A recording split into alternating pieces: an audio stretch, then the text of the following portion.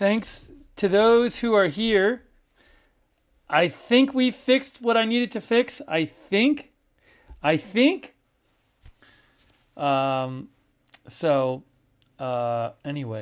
we're going to try it and see. So I appreciate your patience. In the last stream, there was something not working, and I had to fix it, but I couldn't do that while we were streaming. So I just attempted to fix it, and I hope I did. As many of you know, I am not in my home studio. I am in Mexico City doing this on a remote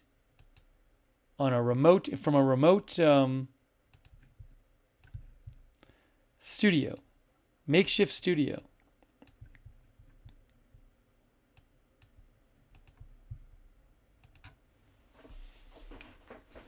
Okay.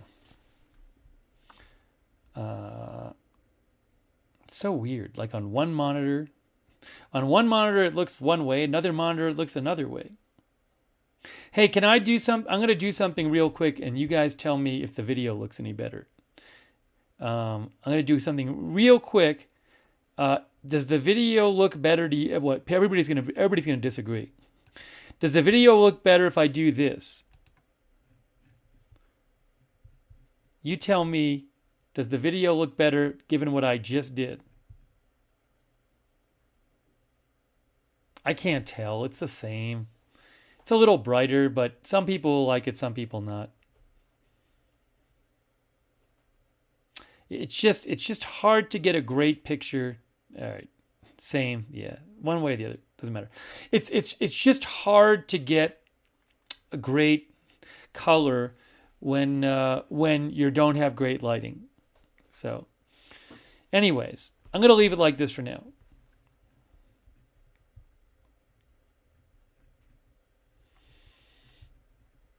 All right. So when we last left you, we in the first 45 minutes of our stream, yeah, I did try to adjust things a little bit with the video. With the lighting's difficult. It's just tough. Thanks,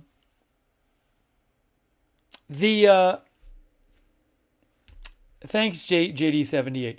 When we left you a short while ago to fix this thing, we had been talking about,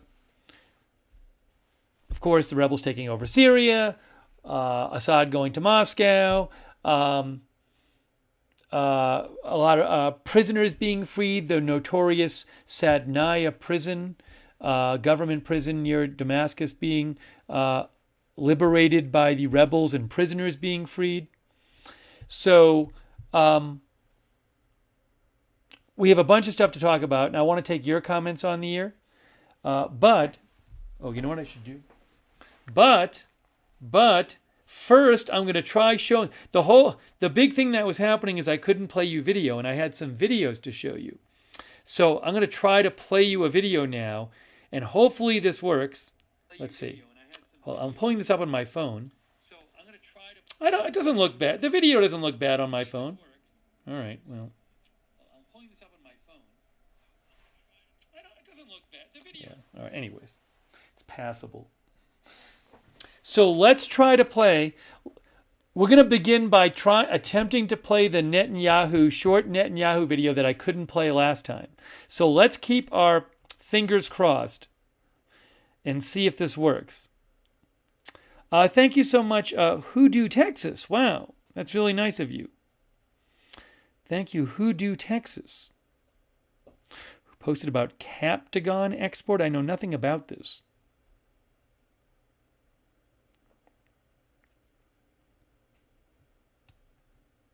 And thank you to Alex BZ for your support. Says that's why we come to Agenda Free TV, the lighting. Exactly. Well, I don't want it to look terrible when I'm on the road. Oh, and thanks to Thomas Kruger as well and Longboard Ninja Master. Thank you. And all of our mods, thanks for being here. I'll shout you out again in a second. We were just on the air before. But I want to play... let's try playing the video. All right, here it is. Here's our big moment. Let's see if this thing is fixed. If not, I'll have to fix it after. This is what happens when you are doing things a new way, not in your normal studio. All right, here it is. I hope this works. It worked before. So this is it's just a minute and 26 seconds from Netanyahu. I couldn't play it the whole way through the last broadcast. It's either going to work or it's not going to work. I'm going to try it. If it doesn't work, we'll just power through the stream and keep going without showing you video. And then I'll cry after. Thank you, Christopher. Thank you so much to Christopher Kiwa, is it? For the gift memberships. It's very nice of you. I appreciate that. All right. I am right now going to try this. I really hope this works. Christopher Kriva. Christopher Kriva. Thanks, Christopher. That's really nice of you. Christopher Kriva. Okay, here we go. Let's hope this works. Here is the Netanyahu video I tried to play last stream. This is a historic day for the Middle East. The collapse of the Assad regime, the tyranny in Damascus, offers great opportunity, but also is fraught with significant dangers. This collapse is a direct result of our forceful action against Hezbollah and Iran, Assad's main supporters. It set off a chain reaction of all those who want to free themselves from this tyranny and its suppression. But it also means we have to take action against possible threats. One of them is the collapse of the Separation of Forces Agreement from 1974 between Israel and Syria. This agreement held for 50 years. Last night it collapsed. The Syrian army abandoned its positions. We gave the Israeli army the order to take over these positions to ensure that no hostile force embeds itself right next to the border of Israel. This is a temporary defensive position until a suitable arrangement is found. Equally, we send a hand of peace to all those beyond our border in Syria, to the Druze, to the Kurds, to the Christians, and to the Muslims who want to live in peace with Israel. We're going to follow events very carefully. If we can establish neighborly relations and a peaceful relations with the new forces emerging in Syria, that's our desire. But if we do not, we'll do whatever it takes to defend the state of Israel and the border of Israel. It worked. All right, first of all, the video worked, which is great. Second of all, so he did mention that Israel had taken this border, this buffer zone, and he says it's a temporary development.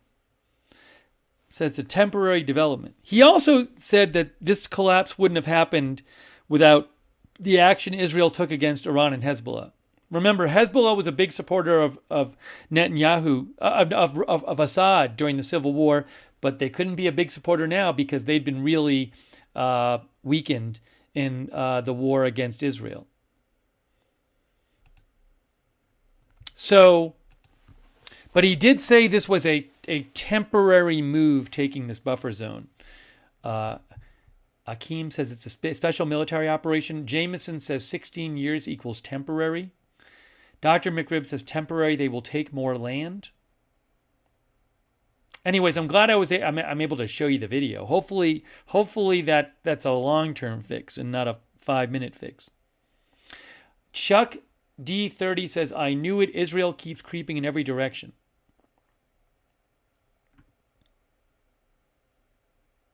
JB thinks all of this definitely shows how much Iran and Russia have been weakened. Well, Russia, some might think weakened, some might think, well, they're just more involved now with something else that's taking up a lot of their resources, which they weren't before, namely the Ukraine invasion. Teshnu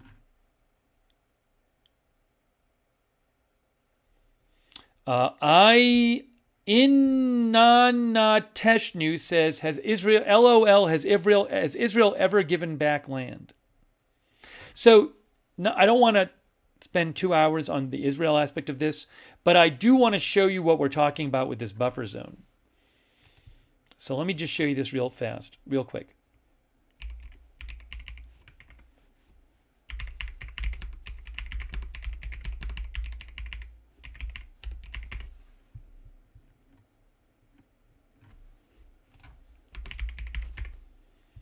Thank you, Molly O.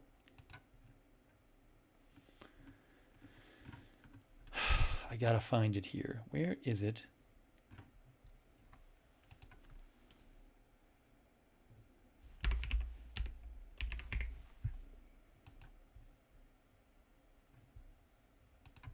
Is this it? I had it yesterday. I gotta find the right thing. Where's the buffer zone?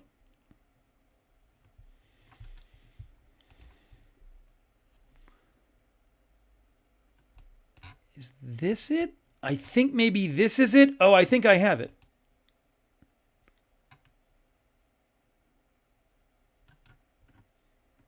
It's not as good as yesterday. I think this is it. So Wikipedia has an article, Israeli occupation of the Golan Heights.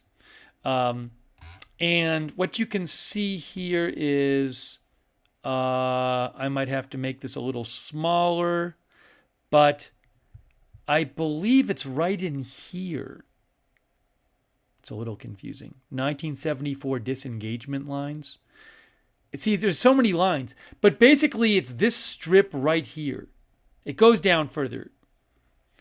But just for now, the Golan, I've cut off the bottom of the map, but Israel and Syria, and then Israel occupied this part of Syria called the Golan Heights. Israel and the U.S. do not consider it occupied. I believe a lot of the rest of the world considers it occupied. But there's this narrow strip of land that goes in between them that for decades neither of them is supposed to be in. But Israel took that buffer zone in the past day.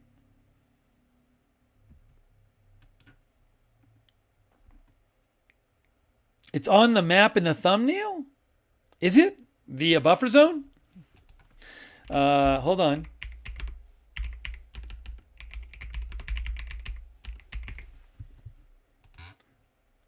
Let's see here. Oh, I have it. Hey, I got it. That's a good suggestion. I got a map from Congressional Research Service. Look. Here you go. This should be better. There it is. So you have Golan Heights, Israel, Syria, and then UNDOF zone. That is the buffer zone right there. With the, I guess the town of, I don't really know if it's a town anymore because it's in the buffer zone. I assume nobody's there. Kenatra. But that is the buffer zone. Or it was until today.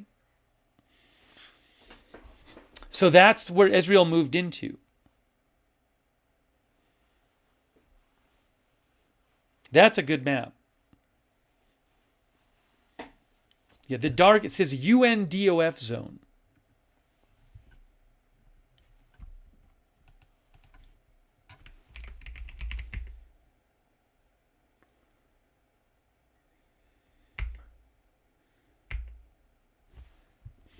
Yes, see, 1974, Congressional Research Service.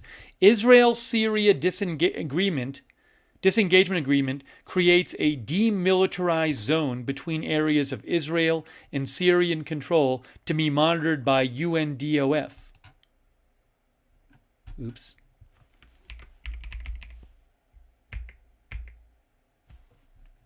Since now this was valid until yesterday. You can see the CRS says since 1974, UN Disengagement Observer Force, UNDOF, has patrolled an area of the Golan Heights between the regions controlled by Israel and Syria, with about 880 troops from 5 countries stationed there as of 2019. But that, as I understand it, Israel took that buffer zone in the last day. Okay?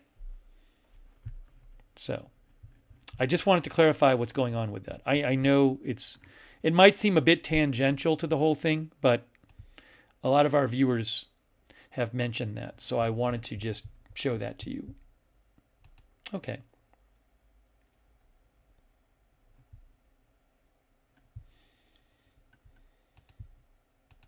All right. Now that we've done that, thank you to Dodger Blue for your support.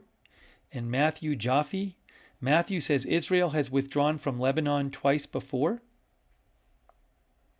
Withdrawn from the Sinai for peace with Egypt, and even withdrawn from Gaza in the past. I mean, I guess they just completed an agreement to withdraw from southern Lebanon. All right, anyways, I don't want to focus exclusively on Israel, but feel free to, you can keep talking about it in the chat.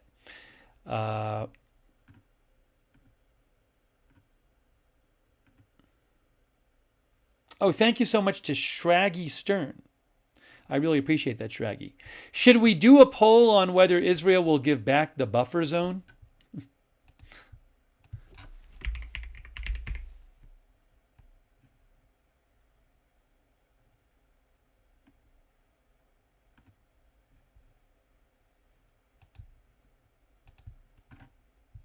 People are saying yes. Maybe we'll do that.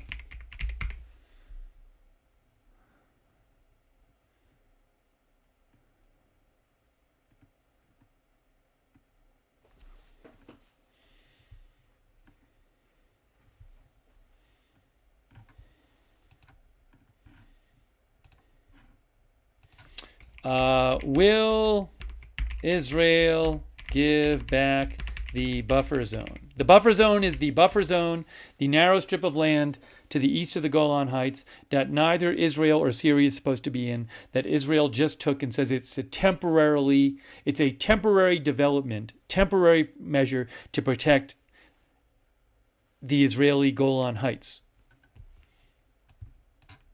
So, I'm going to ask you the poll. You were nice enough to return to the stream after the technical difficulties, so I will certainly allow you to answer this poll.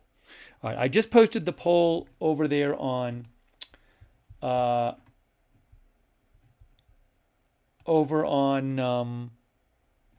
and I'll post it on Twitch now too. By the way, thanks to BarnIsle42 on Twitch. All right, poll on Twitch.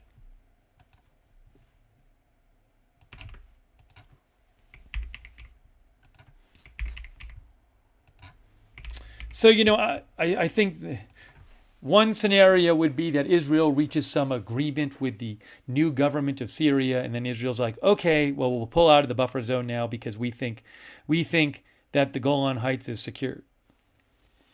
Lil Chiller doesn't think they will. It says temporary in quotes. Okay, here is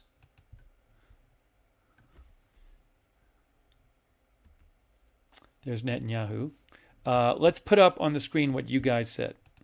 So over on YouTube, I said, will Israel give back this buffer zone? Over on YouTube, you guys said 73% of you say no. Israel will not give back the buffer zone.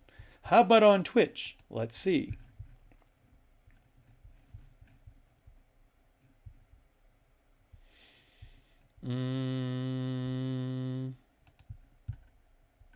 Pull that up there for you. It's very similar. It is very similar. 74%. You guys are not optimistic about this. About 3/4 of you think that Israel will not give back that buffer zone. No, unfortunately, I can't be on Kick right now for reasons it's not really worth getting into. But basically, well, really, the really quick explanation is, as you know, I pay for news content from various news providers, and in order to stream on Kick, all of those news providers had to agree to allow their material to be shown on Kick. And initially, they all gave me the okay. And then one of them said, actually, we're not okay with it. So I cannot stream on Kick unless they change their mind. Because, again, it's not my original material. So I have to follow their regulations, their stipulations in using their news material. So that's what's happening right now with Kick. I'm sorry for people who are watching over there. I'm really bummed about it. But the problem was that they initially said yes. I would not have gone on to Kick unless I had everybody approving it. Then they said no. So, it's a whole thing. So right now, these are the platforms we are on. If I can go to another one and it all works right, then I'll do it. But for right now, these are the ones we're on. Okay, so that is what has happened. So yeah, I should have mentioned that before. I just haven't. But that's what happened. Kick is a live streaming platform, so I wish we could be on there as well, but again, it's not my choice. I have to respect the news providers, how they want their stuff to be used. Okay, thank you for voting in the poll. Most of you think Israel will not give this land back. Let me, hold on a second here.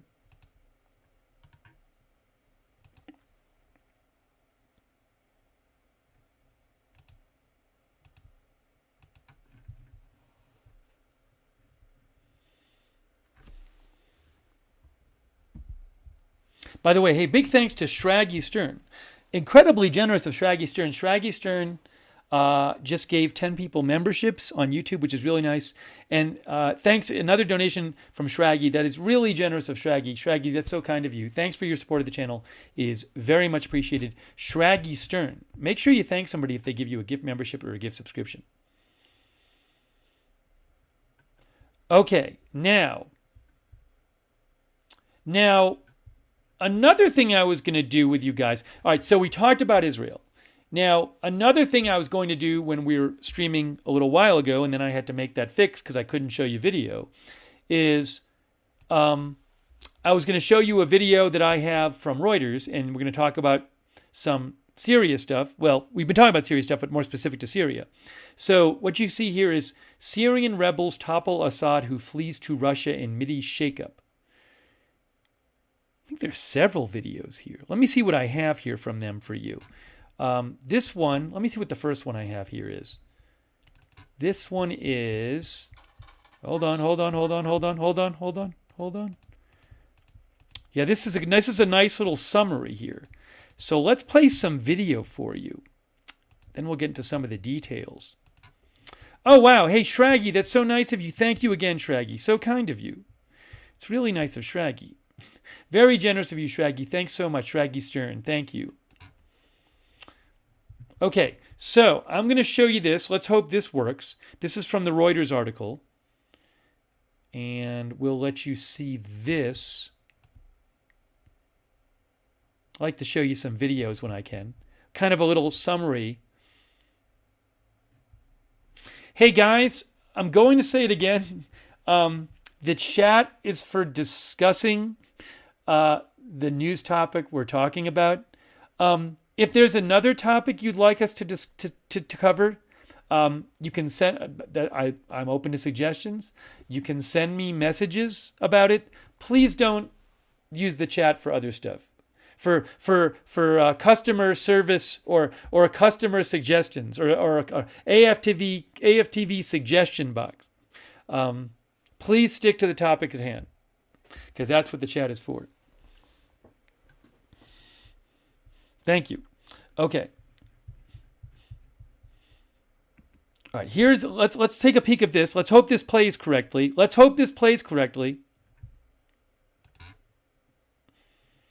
Here we go. Oh, wow. And another thanks to Shraggy Stern, who just made another donation. Very kind of Shraggy. Thank you, Shraggy Stern. And also Peanut Brain of the West. I'll have to check for that after this video because I haven't seen that yet, Peanut Brain of the West. Thanks for the heads up. Thanks for your support, too. Okay, here we go. Let's see if this works. From Reuters. Gunshots rang out in celebration across Syria's capital on Sunday as rebel forces declared they had seized control of Damascus and thrown out President Bashar al-Assad. That spells an end to the Assad family's iron-fisted rule and comes after more than 13 years of civil war in a seismic moment for the Middle East. After mounting a sudden advance a week ago, the rebels on Sunday announced on state TV that they had toppled the president, calling him a tyrant. I just want to interrupt for a second. So this is an example of, we were covering this last night, and we were on the air like a while yesterday, and so, like, you know, we covered it. When I first came on the air yesterday, I thought we were going to do like an hour and a half update about what's going on. I didn't anticipate that Damascus would fall during the stream. So we covered, you know, we came on and then we stayed on, and Damascus fell, and the rebels announced, not with this video, but the rebels announced like on their social media by text that they'd taken over. But I hadn't eaten anything all day and it was nighttime and I needed to eat. So we ended the stream. But there's a bunch of stuff that happened that we didn't get a chance to cover. So this video is one of those things. This is, the rebels actually went on state TV. They took over state TV and they posted this video. That's Syrian state TV. Right there. So that's really interesting that they went on state TV and did that. Okay. So let me keep playing this, but I wanted to interrupt and say that. Oh, by the way, thanks so much to Eamon O'Leary. And thanks for watching with others as well, Eamon. I appreciate that. Thank you. All right, let's keep going here. Oh, well, we have to talk about the plane too. Remind me to talk about the plane. There's a bunch of stuff to talk about. A bunch of updates. All right, hold on a second. I'm going to rewind it a few seconds here. Moment for the Middle East. After mounting a sudden advance a week ago, the rebels on Sunday announced on state TV that they had toppled the president, calling him a tyrant. The Syrian rebel coalition said in a statement it was working to complete the transfer of power to a transitional governing body with full executive powers. It added that, quote, "The Great Syrian Revolution has moved from the stage of struggle to overthrow the Assad regime to the struggle to build a Syria together that befits the sacrifices of its people." Assad, who had crushed all forms of dissent, flew out of Damascus for an unknown destination earlier on Sunday, according to army sources. Russia's foreign ministry later said in a statement Assad had left the country after giving orders for a peaceful handover of power. As people celebrated the government's collapse in cities such as Aleppo, Syrian Prime Minister Mohammed Ghazi al-Jalali said he had been in contact with rebel commander Abu Mohammed al-Golani to discuss managing the transitional period. That marks a notable development in efforts to shape Syria's political future. The Prime Minister also called for free elections so Syrians can choose the leaders they want. But that would require a smooth transition in a country with complex competing interests from Islamists to groups linked to the United States, Russia and Turkey. Assad's ouster is a major blow to the influence of Russia and Iran in the region. They were key allies who propped him up in the long-running conflict's critical moments. The pace of events has stunned Arab capitals and raised fears of a new wave of regional instability. It marks a turning point for Syria, shattered by years of war that has killed hundreds of thousands of people. It has also forced millions abroad as refugees, many of them seen cheering on Sunday on the streets of their adopted homes from Lebanon to Germany. Western governments have long shunned the Assad-led state, but now they have to decide how to deal with a new administration that looks set to be influenced by a group globally labeled as terrorists. Led by the commander Golani, Hayat Tahrir al-Sham, or HTS, is Syria's strongest rebel group. It used to be an al-Qaeda affiliate, and some Syrians are worried that it will impose draconian Islamist rule. Yeah, so a lot going on there. If this HTS group is the leading group in the new government, they have previous ties to al-Qaeda. How fundamentalist would their rule be? But also, as the video mentioned from Reuters, there's no guarantee that they can just set up an election. Is that the way it's going to work? Hey, let's have an election. There's a lot, as the video said, there's a lot of different groups in Syria with different interests. So they're going to have an election and then somebody wins and everybody else is like, okay, well, that's fine then because they won the election. So I don't know what's going to happen. I read an article from The Economist on the air yesterday where they thought that maybe, that the Kurdish groups in the northeast and the different rebel groups in the south and the rebel groups in the north might not go along with it and want some degree of self-control in a new state. So that's a whole, what happens now, I don't know. How do they form a government, and does everybody in Syria respect the government? So we just don't know what's going to happen. We'll have to see. I'm going to take some comments on this. Oh, and a quick thanks, by the way, to Shraggy Stern. Wow. Who made a donation for the name of the mods. Thank you. I'm going to shout out the mods right now. Also, B-Ball Man from Canada, who says, B-Ball Man thinks, if I can read this comment here, among all the twists and turns in the Middle East, Everything will eventually culminate at Jerusalem. Bank on it. Thank you to Trav as well for your support. Hey, shout out to our mods. You guys are awesome. Thanks for coming back along with everybody else after the technical difficulty. And thanks for being there for the streams in the chat rooms. Our moderators, Beth Mythical, Rick, Ruth Krafasi over there on YouTube right now. Roberts May Queen, Linda Belk and Larry on X, on Twitch. A Moment of Lovely, Sarah and Surly Dev. And also on Facebook, shout out to K. Larry Body, Margaret Riley, Paul Anderson, Ronald Egnor, thank you. Am I missing any over there? I'm just doing a quick check here. Hopefully I'm getting everybody. Thanks, Leanne Tickner, for subscribing there. And Kathy Arbaugh Merritt for subscribing on Facebook. And Kay and Margaret and Ronald. Okay. Let me read some of your comments. Sea Turtle thinks Syria will end up just like Libya. Jeremy Thompson thinks Syria will split up into different regions.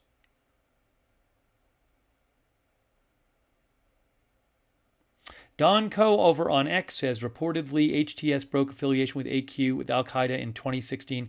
A lot of mindsets and philosophies can evolve over 8 years. That said, yes, hopefully the transitional political process will embrace Kurdish population as equal citizens.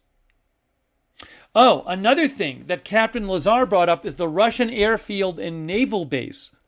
What happens to that? Russia has an air base and a naval base in western Syria, and it's like a part of the country in the west which is seen as more loyal to Assad and where the rebels haven't taken over yet.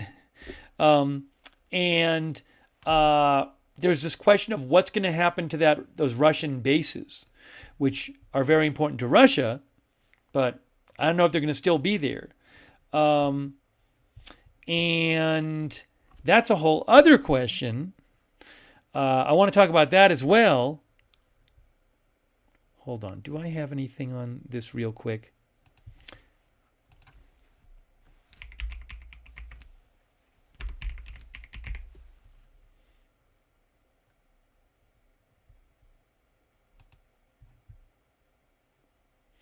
By the way, Dara Massacote, who is an expert on the Russian military who I follow, she says, she had a thread today.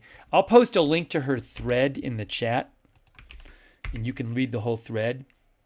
But what she said is she says that most of Russia's assets are still at their bases at Tartus and Khmeimim. Tartus is the naval base, Khmeimim is the air base. And she says if evacuation happens, it will be obvious. So she says they basically haven't evacuated yet. And you can read, I just posted her thread in the chat. You can read her whole thread about it. Golf Wang Puck says, does this not weaken their projection in Africa? Some analyst or article I read said they thought that like without the bases, that would like effectively put an end to Russian involvement in Africa, but that I'm not sure about. I got to do some more research on that. There's all these different topics in relation to this. I mean, it's such a big deal. And it has so many impacts. So I want to like talk about the different ones. If I can find something about the Russia bases real quick here. You know, Institute for the Study of War probably has some really good stuff on this. I was going to talk about the leader of the rebels too. I want to talk about that.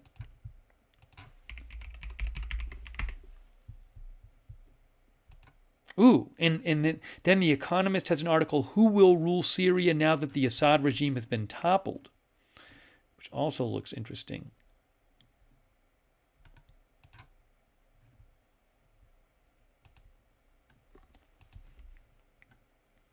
So there's a bunch to discuss.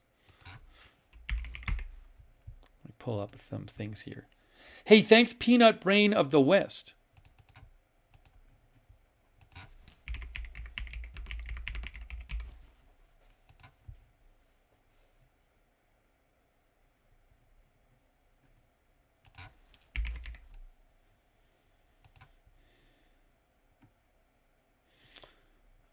Hold on a second here.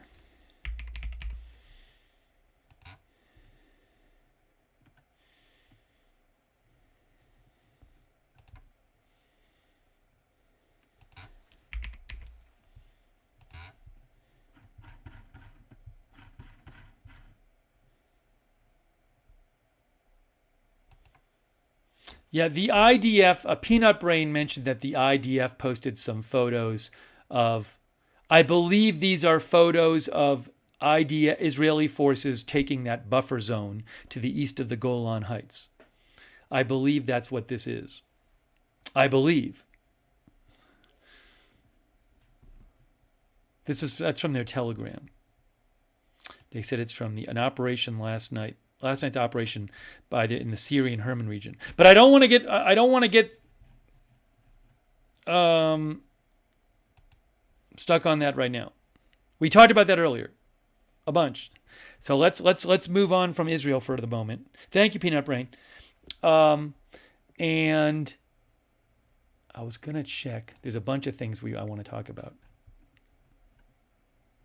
Hey, you know what we should look at? Let's first look at Institute for the Study of War. NY Committee says al-Jolani is definitely an interesting character. Gamer Lover says so much history this year. I mean, again, the fall of Assad in Syria, where Russia had been a big supporter and had those two bases and still does, but Russia exercised a lot of influence. Syria had Iran had a big presence there via Hezbollah, for example, and Iran used Syria to bring weapons to Hezbollah in Lebanon. So there's all these different ramifications of this. Adaptive Migration Solution says, I wonder if Assad was tipped off. My guess is that he probably could tell pretty early on that his forces were not going to defend his regime. I mean, I think he probably knew.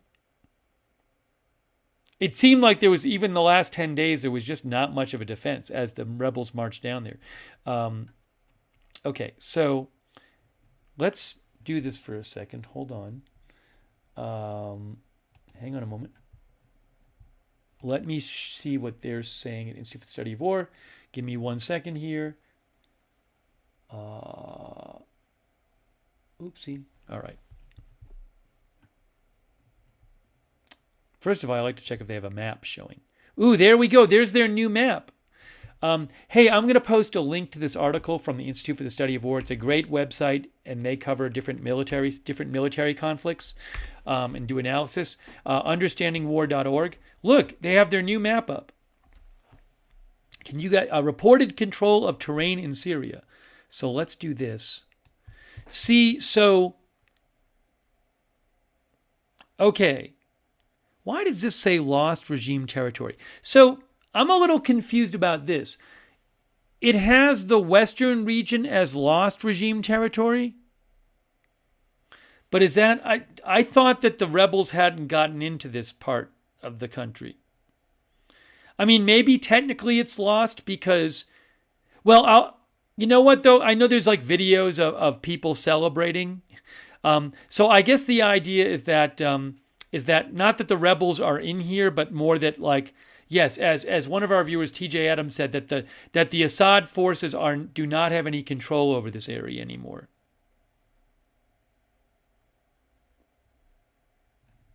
Hang on a second here.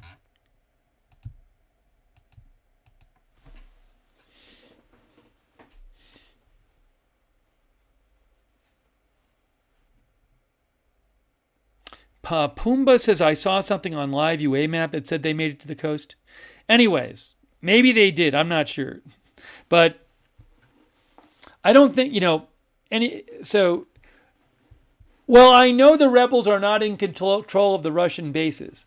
The Russian bases are at Tartus and Latakia here. That's where the Russian bases are. Okay.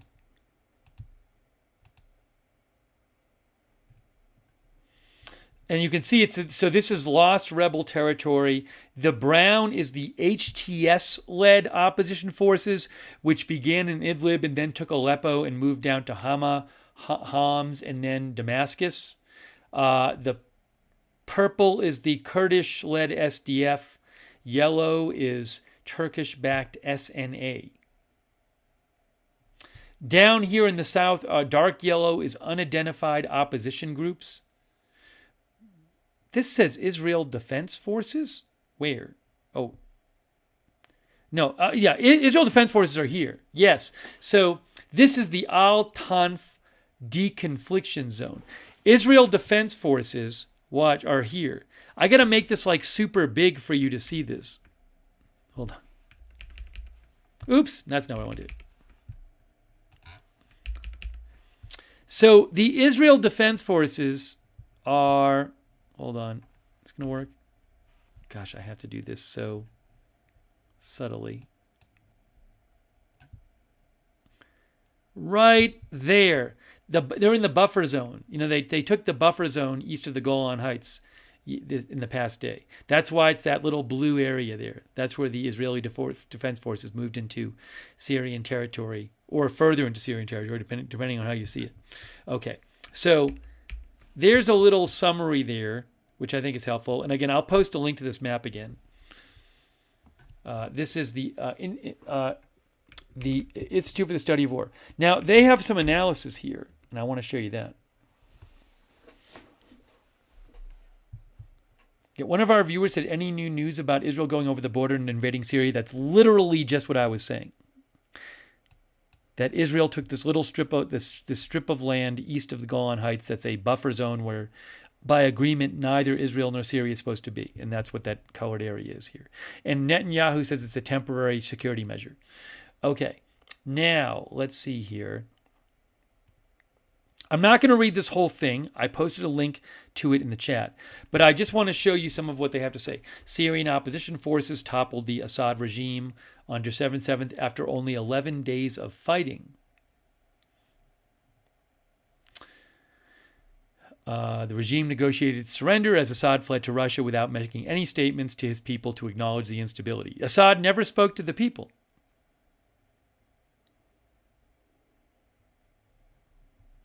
HTS, which is that opposition group from the north, the leading rebel group from the northwest, under a leader Abu Mohammed al-Julani. HTS under Julani is beginning to consolidate power in Damascus and across formerly regime-controlled territory. For example, the military operations management of opposition groups issued orders to protect public and private property in Damascus and issued a curfew in the city. Okay. Oh, opposition forces attempted to restore order after a bank heist on the Central Syrian Bank. I didn't know that. Opposition leaders have visited the former regime stronghold of Latakia on the coast. We were just talking about that as a show of goodwill and religious tolerance toward the Alawite people there. Alawites are it's like either, I've seen it described as an offshoot Shia sect or a offshoot from Shia Islam. I believe I read an article last night describing them as a Shia sect. But these, I believe that the HTS would be Sunni Muslims. Okay, blah, blah, blah. Okay, see, this is important. Look, this is key. It remains, ISW says, it remains unclear what government structure will emerge among the opposition groups in the coming weeks. It is not a given that HTS will by default lead the next Syrian government. See? We don't know what's going to happen there. Pretty Siraz says Assad is a coward. He abandoned his military and people sad.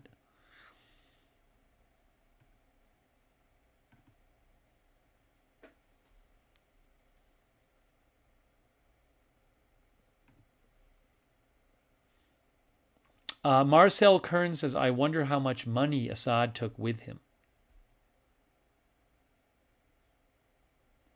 I saw a video posted last night that was reposted by an account that I trust, but I can't verify the video.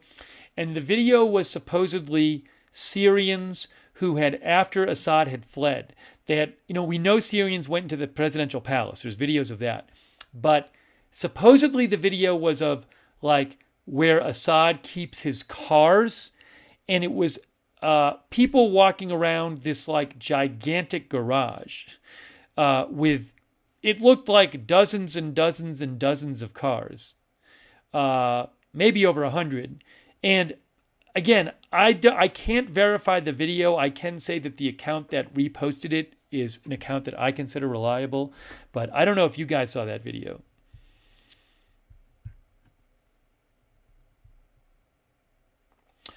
Sea Turtle says things could really pop off in Syria.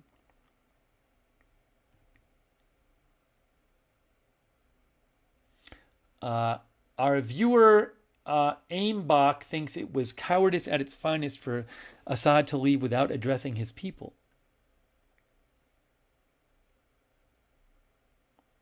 Damn Yankee said Israel is there to take out weapons so they can't be used against them. We didn't even talk about the Israeli airstrikes. Maybe when we get a chance, we'll talk about that too.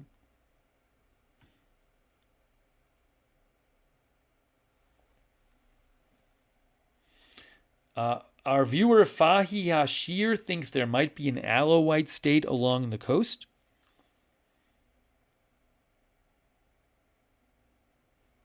Oh, link the video? Yeah, I'll post it in the chat. Again, I don't know if it's legit.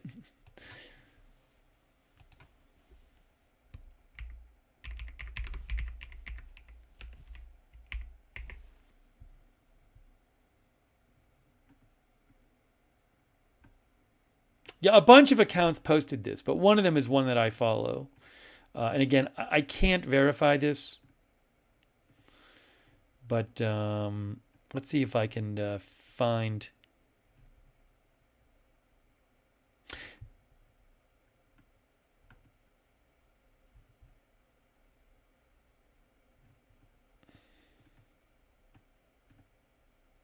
Yeah, I mean, I'll just post it from a different account. There's an account called... Oh, I didn't even know that Max posted it too. Yeah, Max24, who I do follow. Max does a lot of Ukraine stuff. Anyways, a bunch of accounts posted this video. I have not personally verified it, but I just posted a link to it in the chat, and you can look at it, and it supposedly shows Assad's garage and people in Assad's garage. Oh, and it looks like that video was posted by like a Turkish news site or something like that. And I'll post there's another one too. But again, I can't verify these videos. They supposedly are of Assad's garage.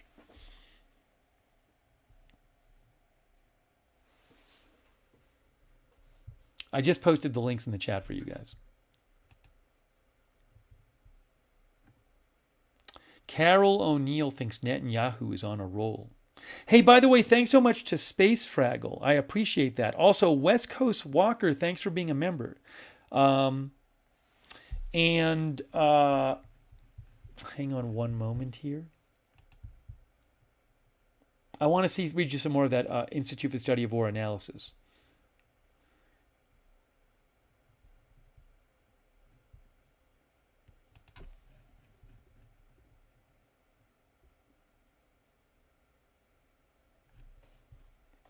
D-String thinks it's 100% legitimate. Again, I have not confirmed it. I wonder if any of like other news outlets have talked about those videos. Hang on, let me see something here.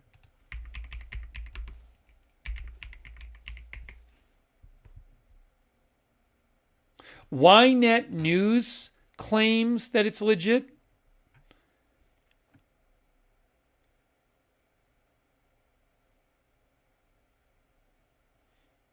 Yeah, Ynet News Israel posted about it, and they said they even reached a garage housing dozens of Assad's luxury vehicles. For what it's worth. The New York Post claimed it was legit.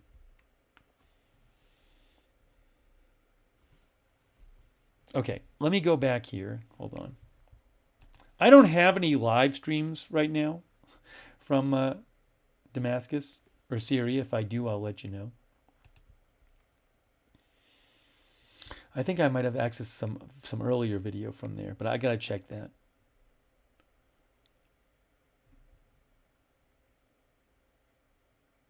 Yeah, I don't have anything live from there. All right, let's talk about this. So, as I mentioned, I've been showing you some analysis from the Institute for the Study of War. I posted the link in the chat. I'll post it again in a second. They said, hold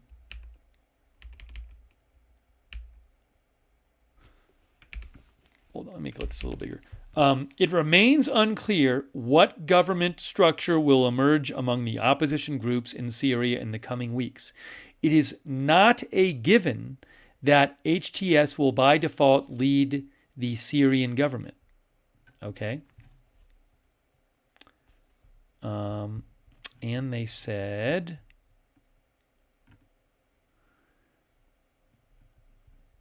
hold on a second here.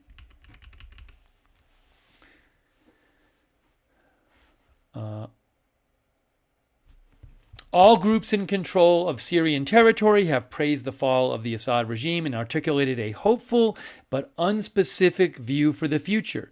HTS's relationship with other groups that remain in control of Syrian territory remains unclear, remains ambiguous, making the coming days of consolidation and negotiations pivotal. Both the Syrian Democratic Forces, which is a Kurdish-led groups in the northeast, and Turkish-backed Syrian National Army opposition groups in the north have capitalized on the HTS-led offensive to expand their territory, including fighting with each other. Okay?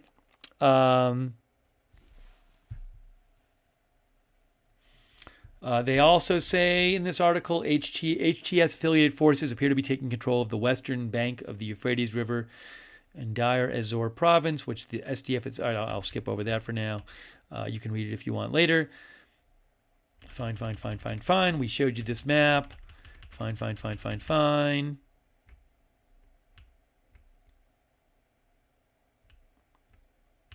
The Israel Defense Forces deployed forces to establish a buffer zone in Syria along the Golan Heights. The IDF said these deployments are a defensive and temporary operation to protect Israel from possible instability in Syria, resulting from the fall of the regime.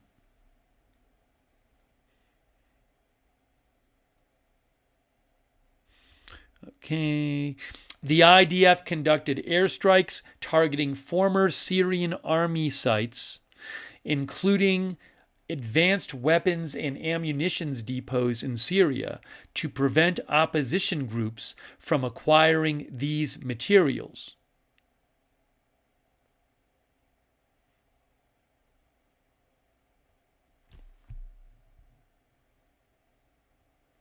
Among the targets that the IDF targeted, says Institute for the Study of War, was the Scientific Research Center and a security complex in Damascus, including intelligence and customs administration buildings, which unspecified regional security sources told Reuters had both been used previously by Iran to develop and store missiles, as well as sensitive military data and other equipment. Okay, U.S. conducted airstrikes against more than 75 ISIS targets in central Syria on December 8th. I haven't even showed you what Biden said today. President Biden and U.S. Central Command Commander General Michael Kurilla separately emphasized that the U.S. would prevent ISIS from reconstituting and exploiting instability in Syria. These statements reflect the risk that the collapse of the Syrian regime could enable ISIS to consolidate and expand its position in Syria. Okay.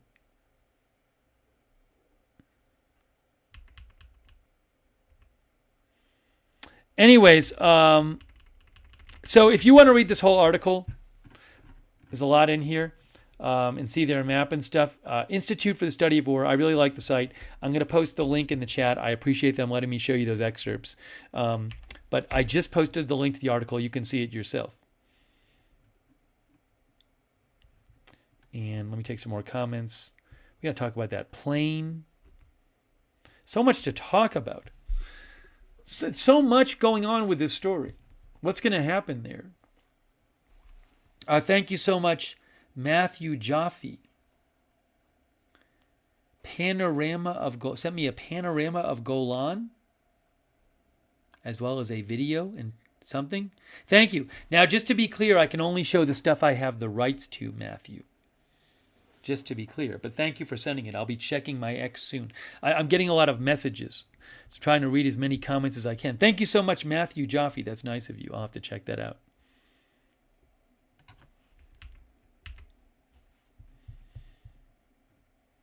Any evidence of Assad being alive? Well, I think, Steve, I haven't seen photos or videos, but the Russian state media saying he's in Moscow is pretty good evidence to me.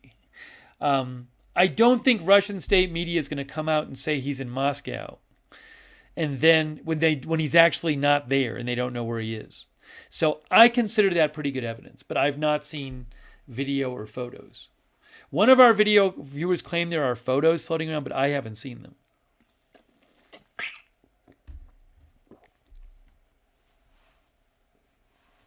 Spifferton says there are pics of him and Putin in Moscow. Are those new pics? Now, maybe they're there. I just haven't seen them. Devil Doc says there's no reason or evidence to doubt what the Russians are saying. I mean, for example, there's a pic in the Reuters article, but it's old. This is a pic from the Reuters article, but it's from 2017. Syria's Assad is in Moscow after deal on military bases. Is that what's this? Hold on. Let me show you this from Reuters. Syria's former president Assad is in Moscow with his family after Russia granted them asylum on humanitarian grounds, a Kremlin source told Russian news agencies on Sunday, including state news agencies. And a deal has been done to ensure the safety of Russian military bases. I don't know about that. Russia's foreign ministry said earlier that Assad had left Syria and given orders for a peaceful transfer of power after rebel fighters raced into Damascus unopposed on Sunday, ending nearly 6 decades of the Assad family's iron-fisted rule. An unnamed Kremlin source, Russian state media quoted an unnamed Kremlin source as saying Syrian President Assad of Syria and members of his family have arrived in Moscow. Russia has granted them asylum on humanitarian grounds. Interfax cited the same Kremlin source as saying Russia favored a political solution to the crisis in Syria, where Moscow supported Assad during the long civil war. The source claimed negotiations should be resumed under the auspices of the United Nations. I don't know that the rebels are going to want to negotiate with Russia and with Assad.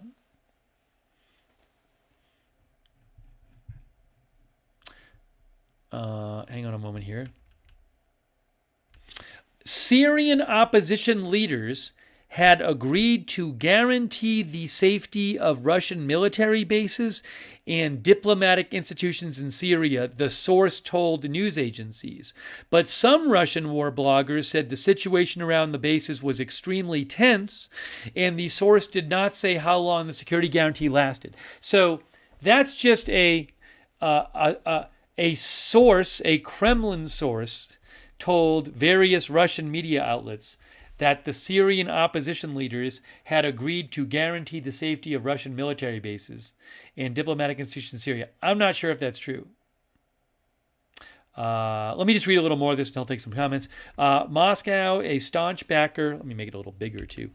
Moscow, a staunch backer of Assad, whom it intervened to help in 2015 in its biggest Middle East foray since the Soviet collapse, is scrambling to salvage its position, its geopolitical clout in the wider region, and two strategically important military bases in Syria are on the line.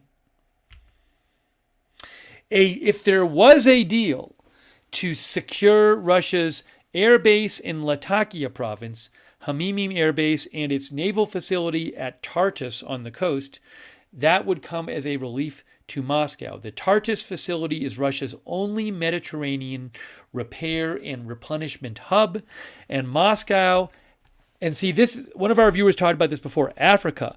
Moscow has used Syria as a staging post to fly its military contractors in and out of Africa. So if they lose those bases in Syria, that could impact Russia's involvement in Africa. Losing Tartus would be a serious blow to Russia's ability to project power in the Middle East, the Mediterranean, and Africa, say Western military analysts. Very interesting. I'm going to read a little more of this. I think it's quite interesting. I'm going to read a little more of this article because I think it's really interesting. I find it interesting. Then we'll take a couple of comments. Well, actually, hold on a second before I do. Captain Laser says, this hits Putin hard. Good. Let's see here.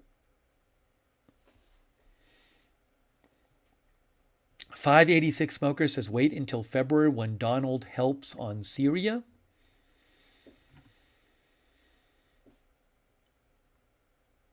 ShadowNet thinks Israel is grabbing land in that buffer zone they don't have any right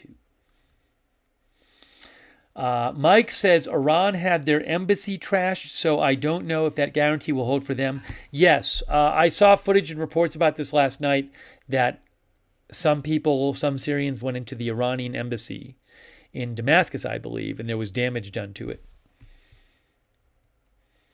Our viewer Devil Doc says, if a government is formed in Syria and they tell the Russians to leave those bases and they don't, then what happens? Our viewer K. Russet said, some of those statements by the Russian source in Russian state media sound like pro-Russian propaganda.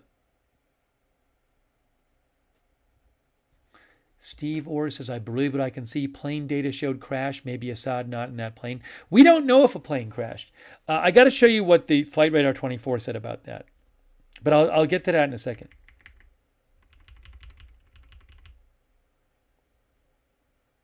This article is a little bit longer. I think it's interesting. It's talking about a bunch about Russia. So let's read a little more about this, and then we'll talk about it more. But this article is an interesting article from Reuters talking about the impact on Russia of all this, maybe losing their bases, their key bases in Syria. So a little more of this article. Influential military presence in doubt, it says. Influential Russian war blogger Rybar, who is close to the Russian Defense Ministry and has over 1.3 million followers on his Telegram channel, said the situation around the Russian bases in Syria was a serious cause for concern, whatever Moscow's official line. Russia's military presence in the Middle East region hangs by a thread, Rybar said. What anyone decided in high offices is absolutely irrelevant on the ground, he added, suggesting Russian forces at the bases had not taken the initiative to defend their positions in the absence of orders from Moscow. Russian warships had left Tartus naval base and taken up positions off the coast for security reasons, Rybar said. Rybar also said that the Khamenei airbase of Russia had effectively been cut off after rebels took control of a nearby town. Kurdish forces had started to block Russian facilities beyond the Euphrates, and Russian positions at an oil facility in Homs had been blocked, Rybar said. Reuters could not independently confirm Rybar's assertions. Again, Rybar is close to the Russian Defense Ministry. Russian Foreign Ministry said in a statement that the two military bases in Syria have been put on a state of high alert, but played down any immediate risk, saying there was no threat to serious threat to their security. Okay, so what is going to happen to those Russian bases? The headline is a bit of a funky headline because it says that Russian state media claims that there's a deal on military bases. We don't really know if there's a deal on military bases. We don't know what's going to happen to them. Hey, maybe that's a good poll question to ask. Will Russia hold on to its 2 military bases in Syria? I'm going to ask a poll question.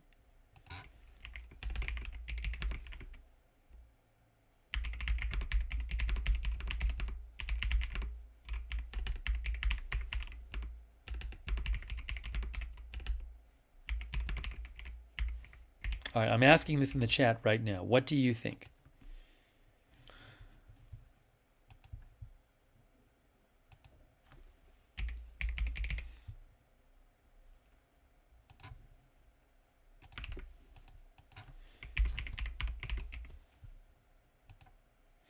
Okay, let's see what you guys say.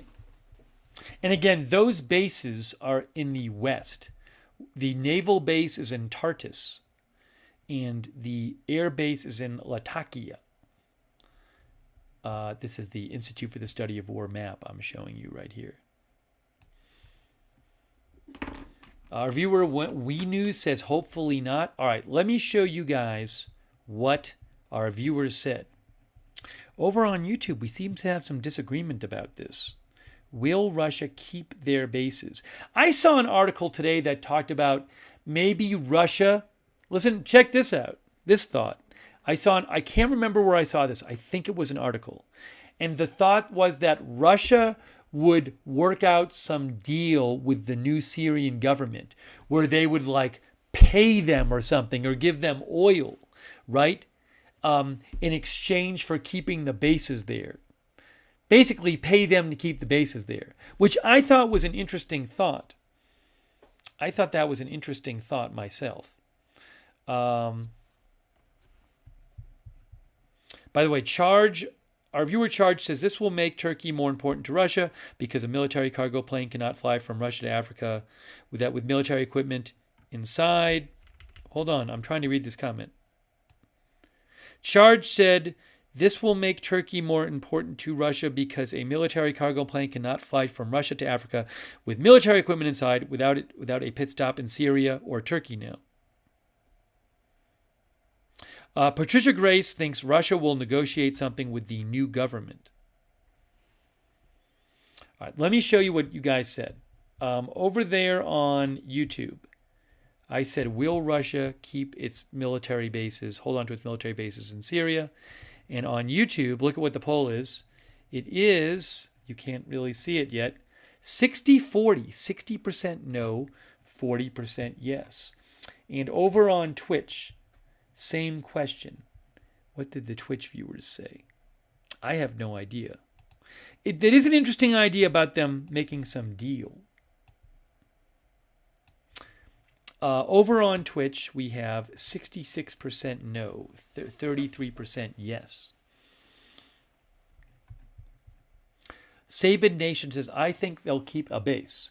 Yes, Uncle Frank, there is no new government yet. We've been talking about that. A new government needs to be formed. What will that government look like? We don't know.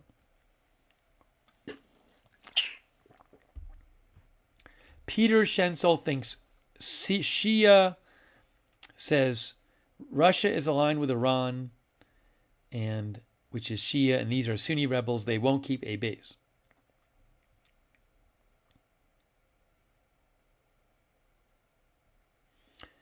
Mark R says this is going to be biblical, probably January, February. Then for a small time later, then it will get beyond bad.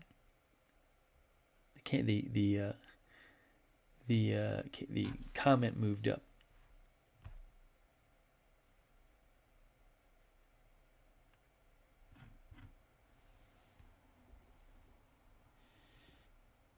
Okay, interesting. Thanks for voting in our poll. Let's cover some more here. All these interesting topics surrounding this whole thing. I appreciate you being here with us. Thanks to Kevin L., our member. AL, our viewer, thinks the new government in Syria will in no way keep a Russian presence there. Michael Abbott says the Syrian rebels won't forget Russia's support of the regime. Even if Russia offers to pay a lot for the bases? I don't know. We News says, I just see this not going Russia's way.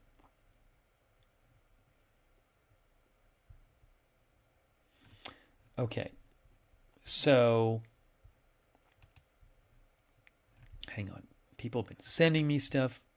We didn't even talk about the plane yet. Jonathan Sharp, our viewer, says, will Syria have the same fate as Yugoslavia? Thanks, Jonathan, for writing in. Yeah, so I think Jonathan's saying, will you have Syria end up breaking up into pieces? I do not know. Thank you, Jonathan, for your comment. Christine Richardson says, my concern is Turkey. Will it take advantage of the power vacuum and try to expand into northern Syria? Turkey could use this as an opportunity to go after the Kurds, who they hate. Israel will hold the Golan until it is clear how things will plan out, and depending on who takes control in Syria. That's from Christine. Thanks for your comment, Christine.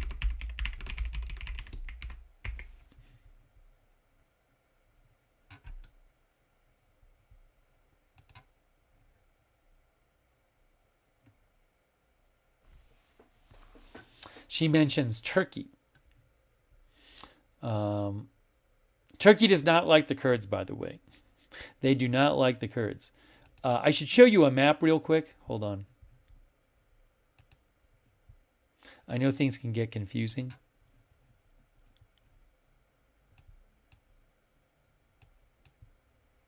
I'm pulling up a map right now for you. Pulling up a map right now.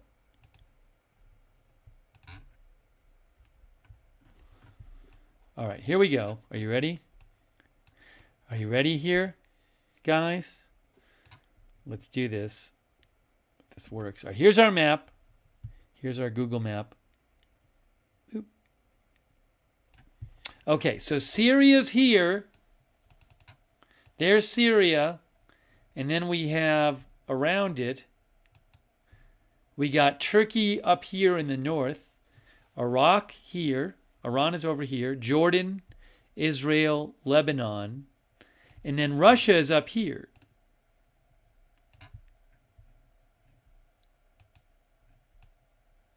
See Syria here, Turkey here, and then there's Moscow up here, Russia here. And you can see how Syria is like a stopping point between Russia and Africa.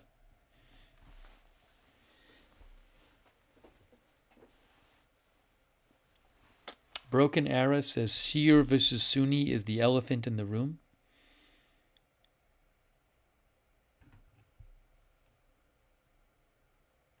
Is it possible that Russia put a radar jamming device in the plane and it disappeared? We'll talk about the plane in a second.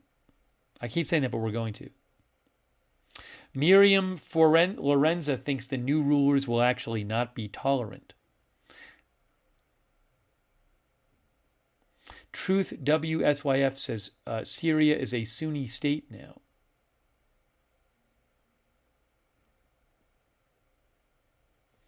Mark R. says that they will launch into Israel after some time of peace. That is ISIS, or at least partially. Were the rebels backed by the U.S.? You mean like the HTS rebels in the northwest that made it through Homs and Hama and into Damascus? I don't know. Does the U.S. provide them like secret assistance? I don't know. I mean, the U.S. officially characterizes HTS as a terrorist group, but could they have been giving them assistance to oppose the Assad regime? I have no idea.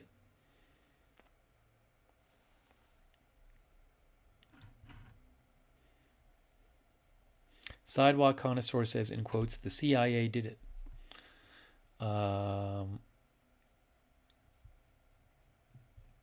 All right, should we talk about the plane for a second?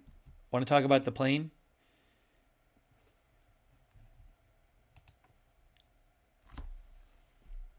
There's so much to this story. It's crazy. I mean, there's all of these different angles and how it affects different countries and what's going to happen there. Flight Radar 24 had a nice post about the plane.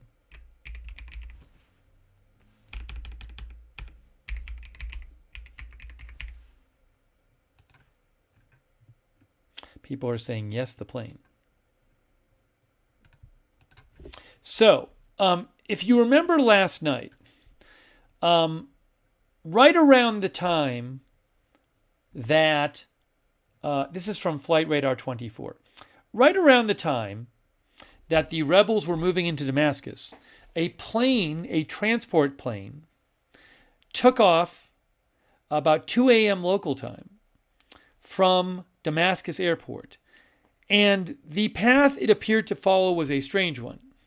It started flying east, then it turned to the northwest, flew over Homs, which had already been taken by the rebels, and then it started doing this weird thing, and then it turned around, and it started descending here. It's like descending, and then at about 1,600 feet high, it stopped transmitting here, and some of our viewers were saying, well, that's like roughly the height of the land there, so maybe it collapsed, maybe it crashed.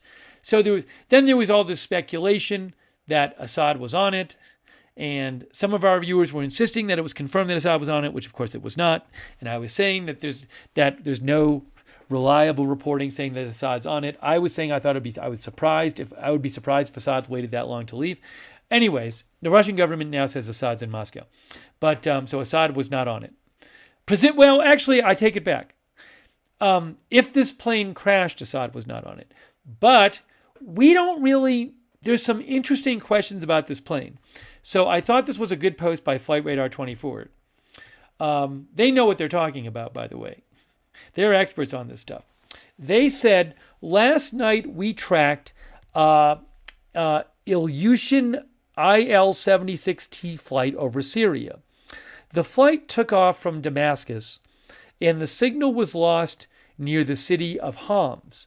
We can confirm that the flight took place.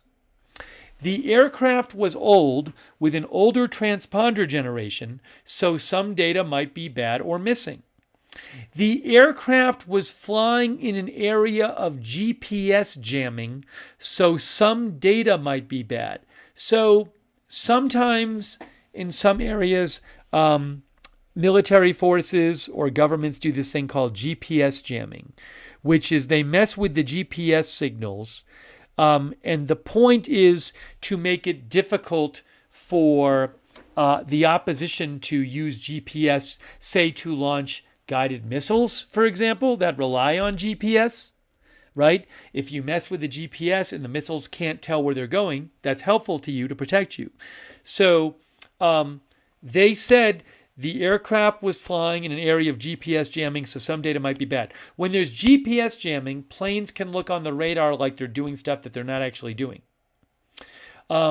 I actually mentioned that briefly last night. I had no idea if this was one of these areas, but I said, is it possible it could be GPS jamming?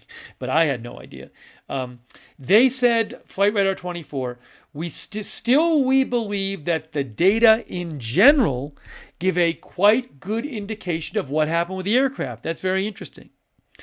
We are not aware of any reports of any airports in the area where the signal was lost. So what happened? There has not been any footage released of a plane crash. I have not seen any actual reports on the ground of a plane crash.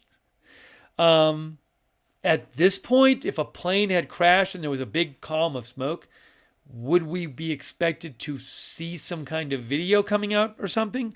I don't know. I'm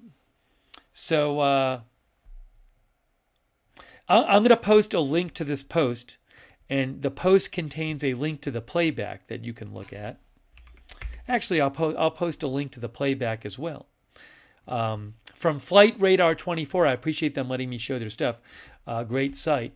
We were watching this live, and like 40,000 people were tracking it on Flight Radar 24. I just posted a link though. No, they're not. I mean, it says that one of our viewers says it sounds like they're saying without saying it crashed. I don't know about that. I mean, maybe they think there's a chance it landed in the area, you know? Seems like they're saying they think generally the plane actually did do something like that. Maybe, some of our viewers thought it might have gotten shot down.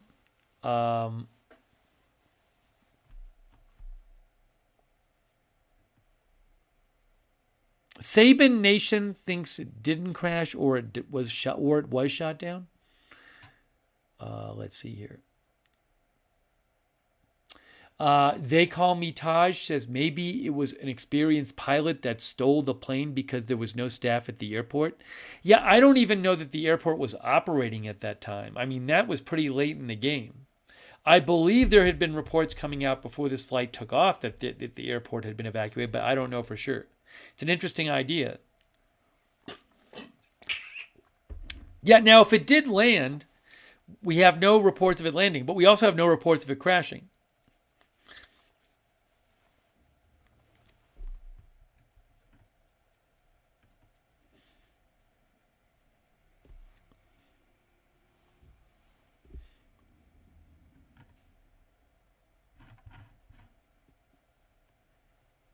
Someone asked if I believed Russian state media. Not on everything. Like if they're trying to claim how great the Russian military is doing, stuff like that, you have to think of what do they have reason to say, right? So they might have reason to say that their militaries were doing really well if they're not, even if they're not.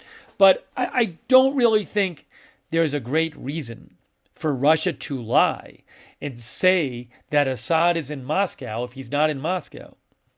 I don't think that really benefits them. And I think it actually is a negative if they say that and it turns out he's not there.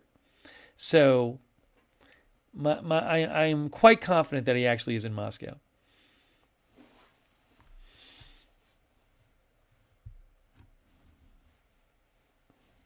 Now, Real Sportsman says, hopefully satellite photos can show it. Hey, maybe it's an interesting idea. Maybe OSINT people will look at that area and see if they see anything. I'm sure some OSINT people are looking at satellite photos of that area and seeing if they notice anything different with the ground from the day before or anything. That's an interesting point. Very interesting point.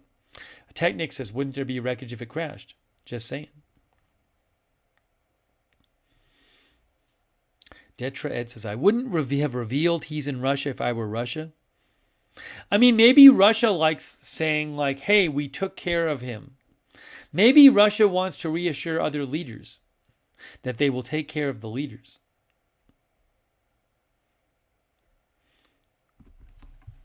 Let me just see if I have anything else on that. Hold on a second here.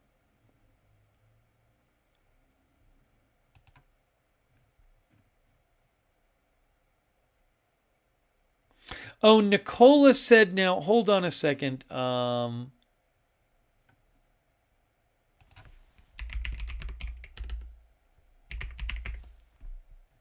on.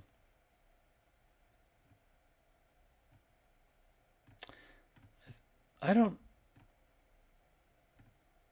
was an unconfirmed report that there was like a fire detection there or something. Hang on a second here.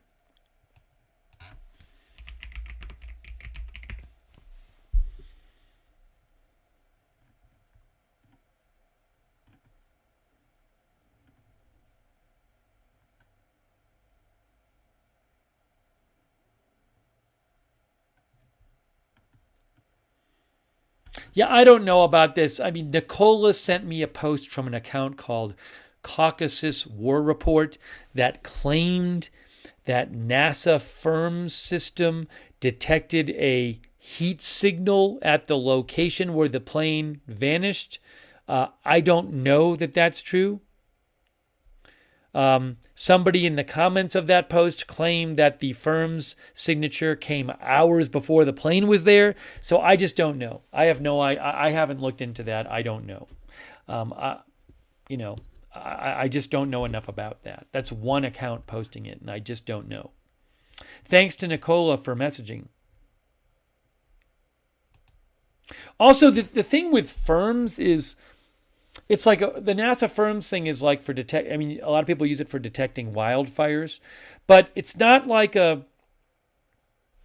I don't know how fine grained the timing is on it.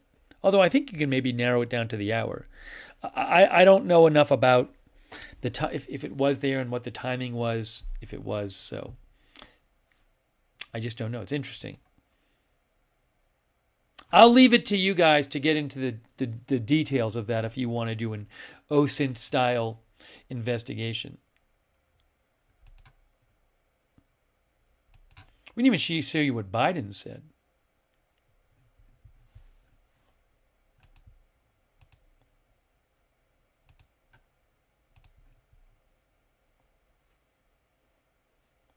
Michael Lauzon, our viewer, said there's no wreckage of the plane. Well, we don't know of any yet. Maybe there is some.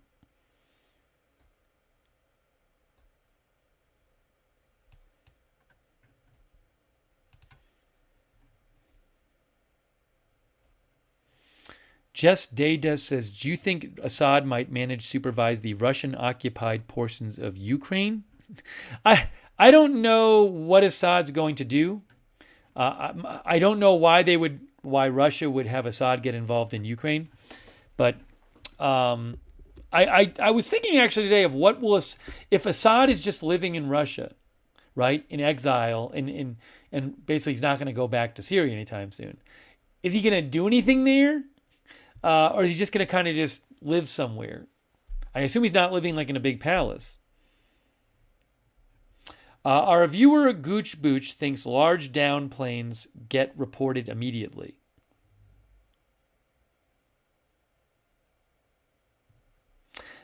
I will say that usually, I don't have statistics, but usually, even like in like weird locations, I feel like when planes crash, there's video that comes out or photos or something. But who knows? You know, it's a country in the Civil War.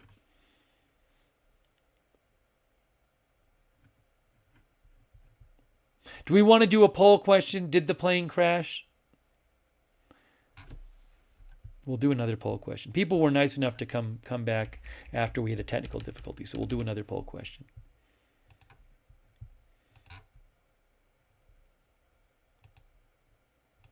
I mean, it was kind of near Homs. I mean, there's people in Homs.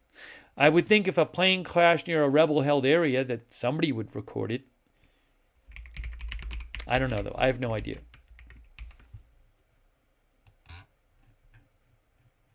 I'll ask you guys.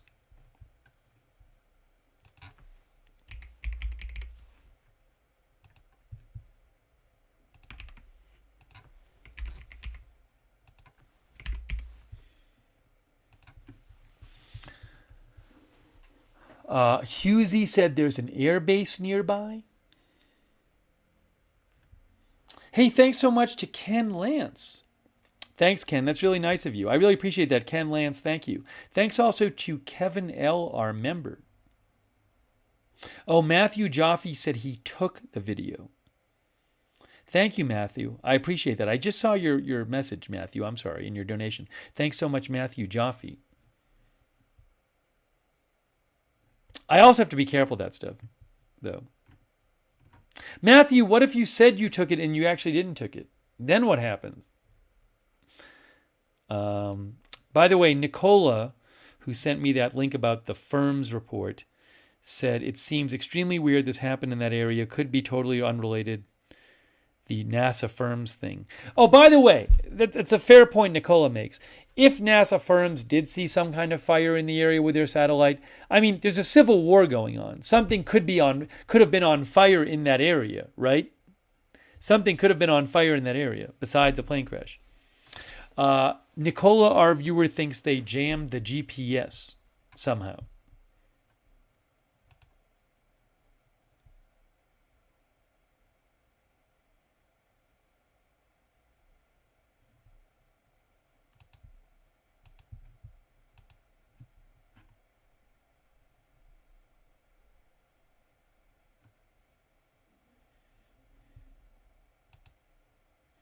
Hold on, I'm just going through some of the things people have sent me. I get sent a lot of things. Try to catch up. One of our viewers mentioned a rumble with the microphone when I'm typing on the keyboard. Hey, thanks.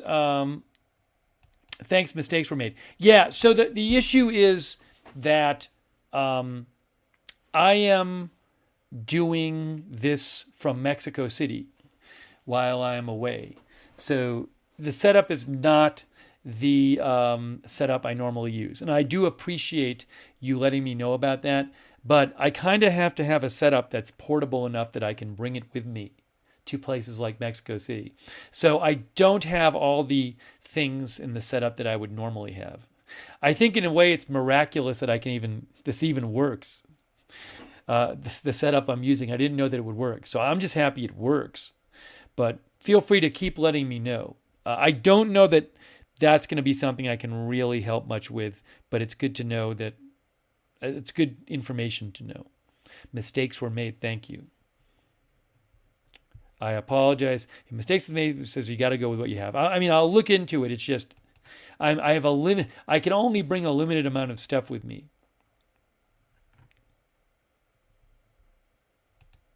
Is there anything happening on Flight Radar? Collected Chaos said, I'm not aware of it.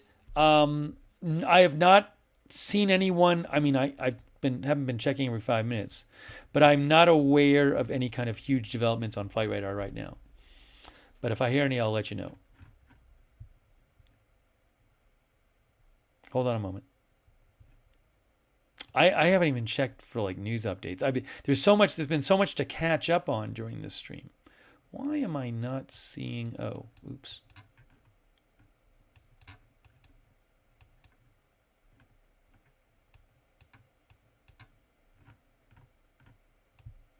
I mean, there's no. Now, right now, it's probably what, about 7 a.m. Syria time. I'm not seeing flights. I'm not aware that that's Lebanon right there. I'm not seeing flights over Syria airspace. I don't know what's going on with the airport there. It was reported last night that the airport had basically closed. I don't really know the latest updates on that.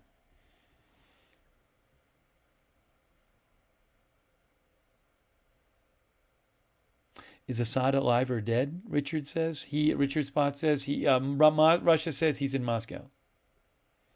8:30 people are saying. Is it a 9-hour difference?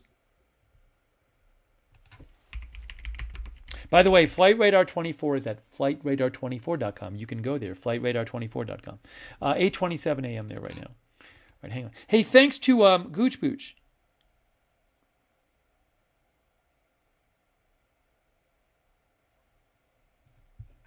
Gooch Booch says there is a large enough strip right below area of last ping. Look at Kafr Musa, Syria for likely landing site. So I don't really want to get into the whole OSINT fine grain. It's really interesting. I just don't want to spend a lot of time doing it on this stream. I appreciate Gooch Booch. I will post this link again. You can go look at this Flight Radar 24 play black of this flight. This is not my wheelhouse, so I don't feel comfortable doing fine-grained analysis of radar, of satellite shots. But I appreciate it, Gooch Booch. If anybody wants to get into what Gooch Booch was talking about, I will post a link again to the... I just posted a link to the Flight Radar 24 play black of that flight, and you can look at it and zoom in and everything.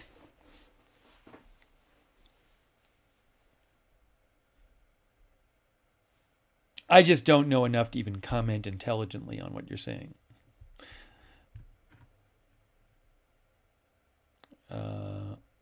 John Brown thinks the plane showed all signs of crashing. So does G Wizzle. All right, let me just check something here.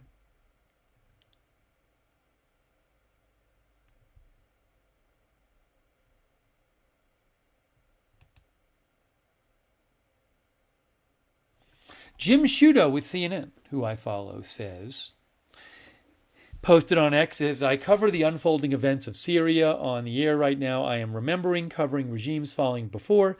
like Iraq in 2003, Egypt in 2011, and despite the justice of their collapse, recent history shows the aftermath is far from certain. Jim Sciutto says, Syrians deserve so much better than the torture of the last 50 years. Let's hope they get it.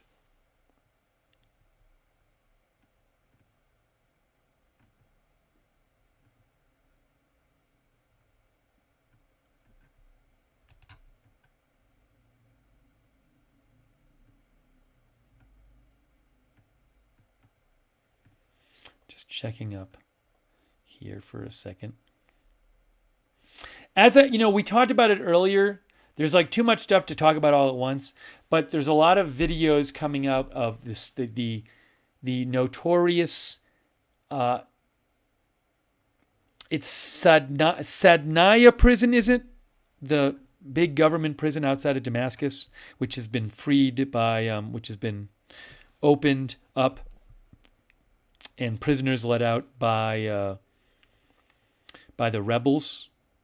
Although there was some reporting suggesting that there could be still some rebels, some prisoners who were not able to get out yet because they were still locked in there with some high-tech system. So I don't know about that. I don't have an update on that. But there's videos on social media. I can't show those videos, but there's a lot of videos showing some really unpleasant conditions. It's, hold on, I was going to mention that.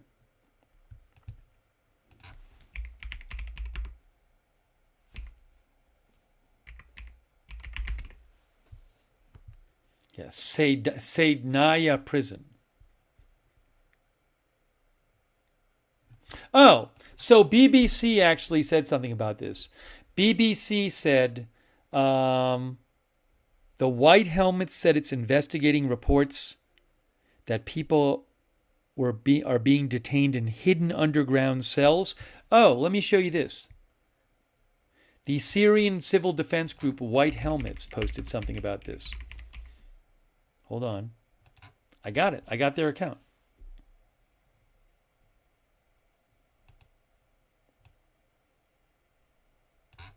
This is very interesting. I didn't. Maybe somebody mentioned this before. I'm sorry. I didn't see this. I just saw it right now. Here's the post from the White Helmets Civil Defense Group in Syria. Look at this. The White Helmets has deployed 5 specialized emergency teams to Sadnaya prison to investigate hidden underground cells, reportedly holding detainees, according to survivors. The teams consist of search and rescue units, wall breaching specialists, iron door opening crews, trained dog units, and medical responders. These teams are well trained and equipped to manage such complex operations. 2 teams arrived about an hour ago. This was 7 hours ago or so. And have already begun their mission, accompanied by a guide familiar with the prison's layout. The remaining teams are expected to arrive gradually, delayed by challenging security conditions on the roads and severe traffic congestion. One of our video viewers said, where is it here? Jake Seattle said there are videos emerging of them drilling through the floors and finding, what did you say, Jake? Hold on. And finding people. Don Coe said some claims coming out from opposition side say over 10,000 prisoners are still unable to be reached in underground prison complex.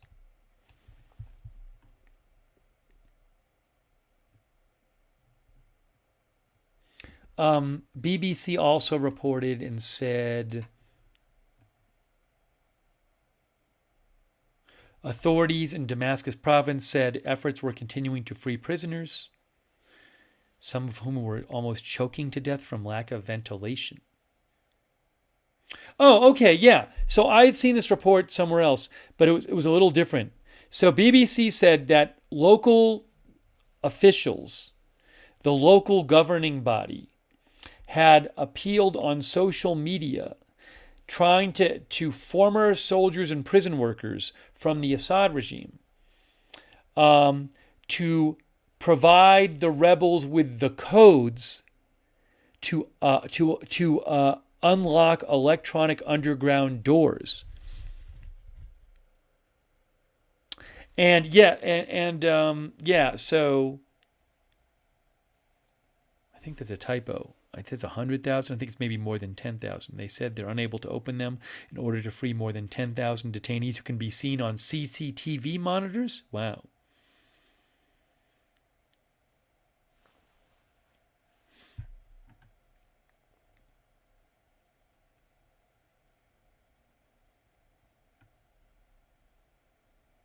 Oh, and actually, they also say that a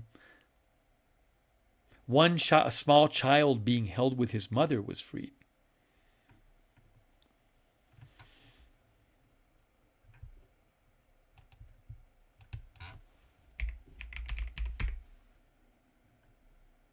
It was a government prison.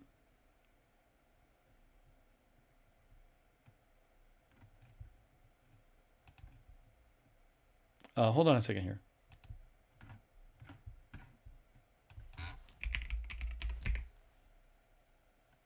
Yeah, I don't have videos of it. I could show you. There's videos on social medias. Hey, look right here. For example, Syrian rebels free prisoners from Assad's notorious dungeons who celebrate? Rebels free prisoners who celebrate in Damascus streets. For example, Bashar Barhum woke up in his dungeon prison cell on Damascus at dawn Sunday, thinking it would be the last day of his life. He was supposed to be executed, he said, I believe, but he soon realized the men at the door were rebels setting him free. Rebels broke into prisons and security facilities to free political prisoners and many of the tens of thousands of people who disappeared since the Syrian Civil War began back in 2011. He said he hadn't seen the sun since being in prison. Videos shared widely across social media showed dozens of prisoners running in celebration after the insurgents released them, some barefoot and others wearing little clothing. Torture, executions, and starvation in Syria's prisons. Syria's prisons have been infamous, says AP, for their harsh conditions. Torture is systematic, say human rights groups, whistleblowers, and former detainees. Secret executions have been reported at more than 24 facilities run by Syrian intelligence as well as at other sites. In 2013, a Syrian military defector known as Caesar smuggled out over 53,000 photographs that human rights groups say showed clear evidence of rampant torture, but also disease and starvation at Syria's prison facilities. Syria's feared security apparatus and prisons not only served to isolate Assad's opponents, but also to instill fear among his own people, said expert Lina Khatib. She said anxiety about being thrown in one of Assad's notorious prisons created wide mistrust among Syrians. Assad nurtured this culture of fear to maintain control and crush political opposition. In the Saydnaya prison, military prison, known as the human slaughterhouse, women detainees, some with their children, screamed as men broke locks off their cell doors. Oops, so hold on a second here. What happened there? Oh, I have to fix that. Hold on. Right there. Oops, here we go.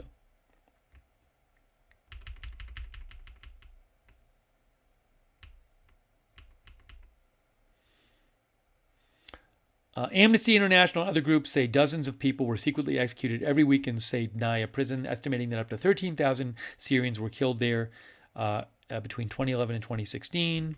Okay. Keep going here. Anyways, I think there's some pictures in this article. What are the pictures of?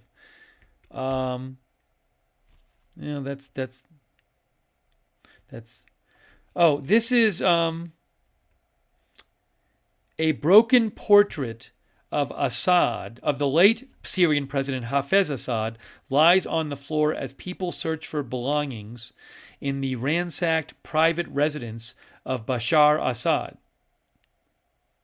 So people broke into his private residence. Hold on.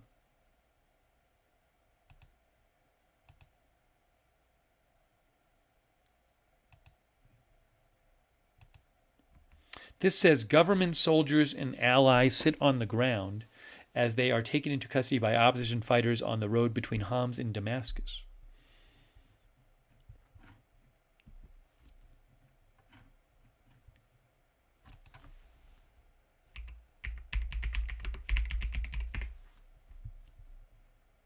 Yeah, so I'll let you know. I mean, that's the latest I've heard on the people trapped there in these prisons, and possibly people who still can't get out because it's they're way underground and they're locked with some very secure locking system, and the rebels don't have the codes.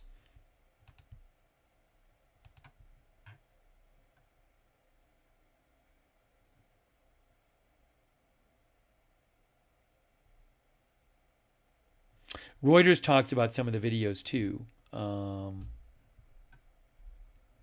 on a second here.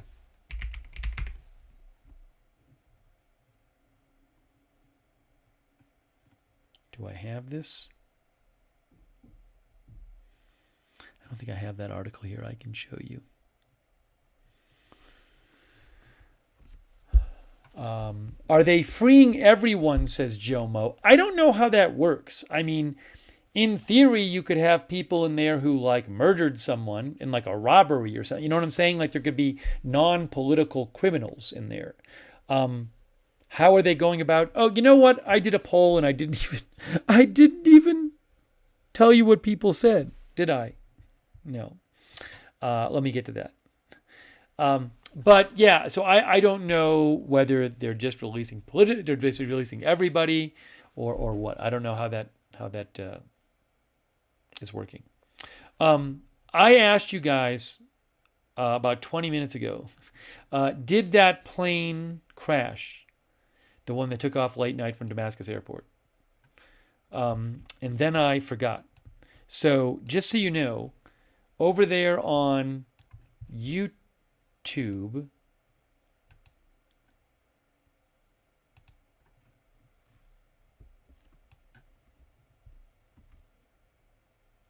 70% said no.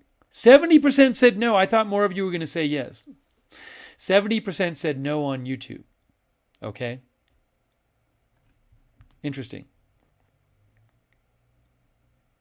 Now, does anyone on Twitch, the poll disappears. Hey, does anyone on Twitch remember in the Twitch chat, what was the poll on Twitch? Oh, by the way, speaking of Twitch, thanks so much to Anaconda for subscribing. I appreciate that. And Devil Doc for subscribing. Twitch, does anyone remember what the poll was in Twitch? I think it was 75% voted no on Twitch, says Cornhusker. That's what Cornhusker says.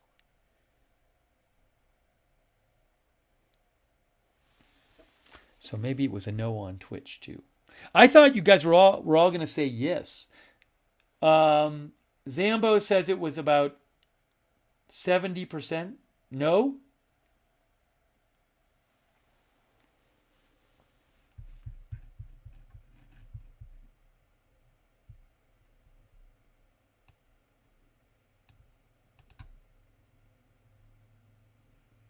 Hold on a second here.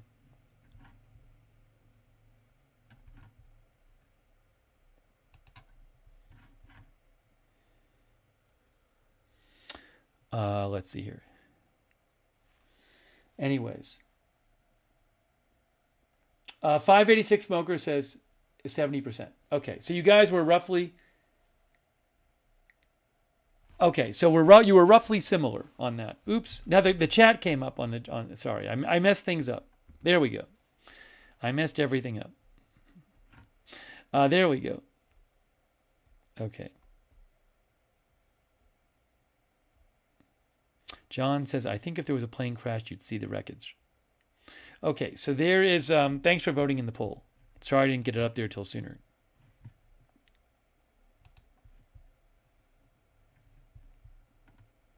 Let me just check and see if there's any new developments here.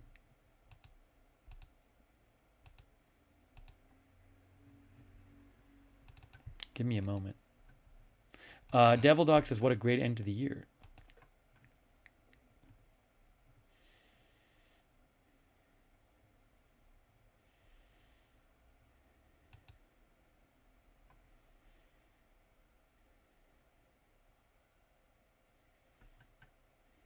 Manny Fabian mentioned this. We talked about this earlier. The IDF releases images from the Syrian side of Mount Hermon after it was captured by troops yesterday. The Israeli Air Force's elite Shaldag unit raided the mountain, located more than about 6 miles from the Israeli border without facing any resistance. The IDF has deployed forces to a buffer zone between Israel and Syria, which also includes the Mount Hermon area, as a defensive measure following the collapse of the Assad regime. Neither Israel nor Syria is supposed to be in that buffer zone, but Israel has taken it in the last day, calling it a temporary defensive measure.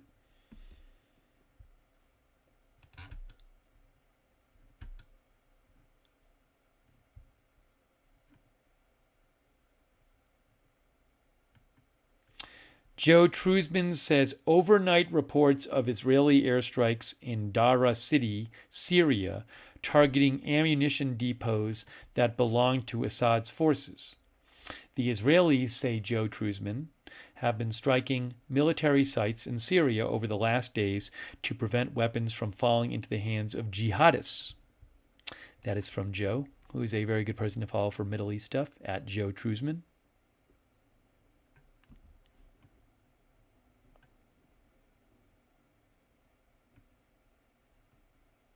Somebody mentioned another. Joe said they got a hold of Bashar Assad's family photos. That's interesting. Joe posted a video which is apparently, I don't know if this is at his palace. I know people broke into the presidential palace.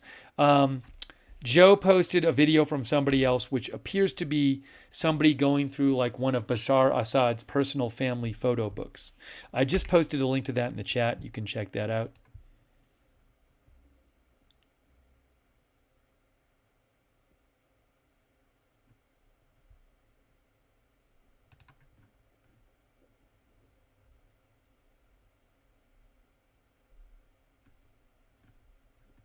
Hang on.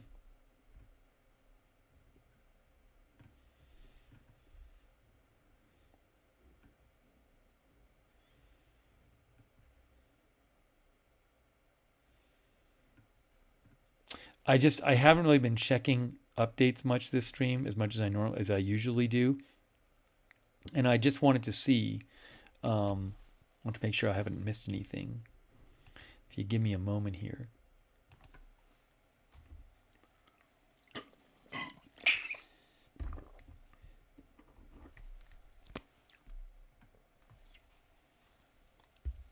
Snarf McGrew says the photos are 70s style. The link doesn't work from you? Sorry about that. I mean, some of it's working for some people.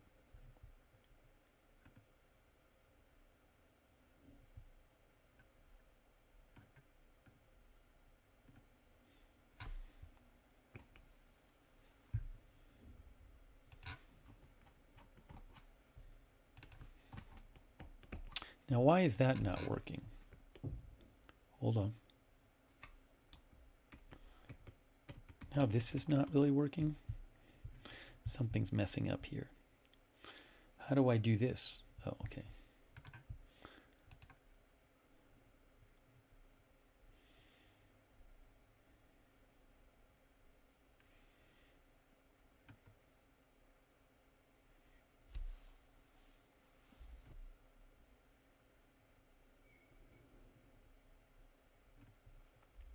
Okay, maybe we'll do a little more coverage here.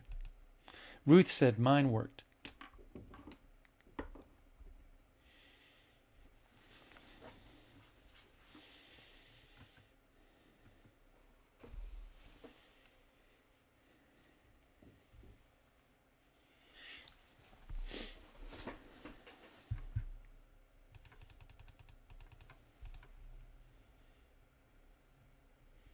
We never even really talked much about on this stream about, who the rebels are. For example, this group HTS, which is the leading rebel group.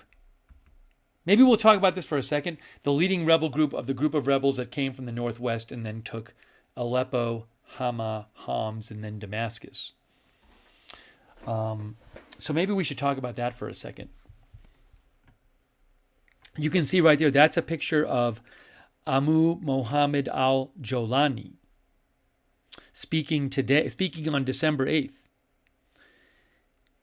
A former al-Qaeda commander who cut ties with that group and says he now embraces pluralism and religious tolerance. He leads the biggest rebel faction and is poised to chart the country's future.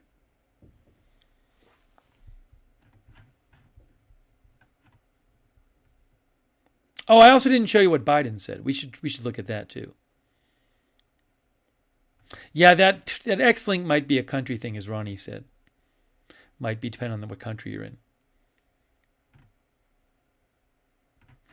Let's see here. Let's just talk about this a little bit. I mean, there's so much to talk about, but I do want to talk about it a little bit.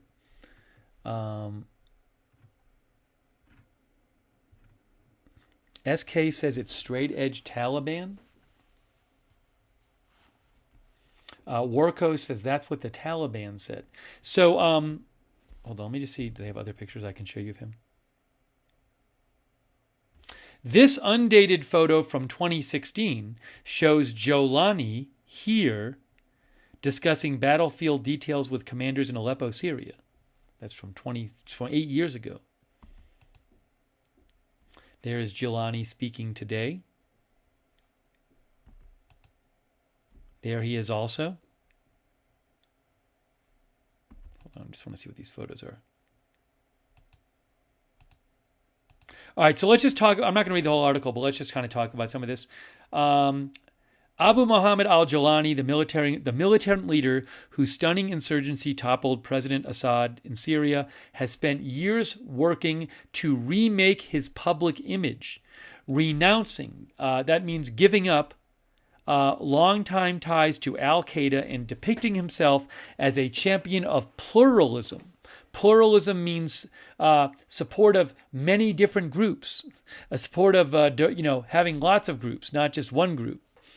A tolerance for other groups. As a champion of pluralism and tolerance. As he entered Damascus behind his victorious fighter Sunday, he even dropped his nom de guerre? I don't know how to pronounce it. And referred to himself with his real name, Ahmad al-Shara. Hold on a second here.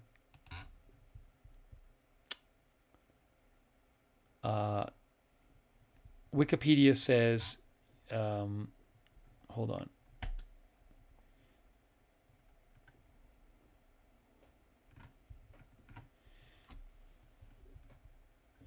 Because I get caught up in these things, I'm going to tell you this. No, I want English.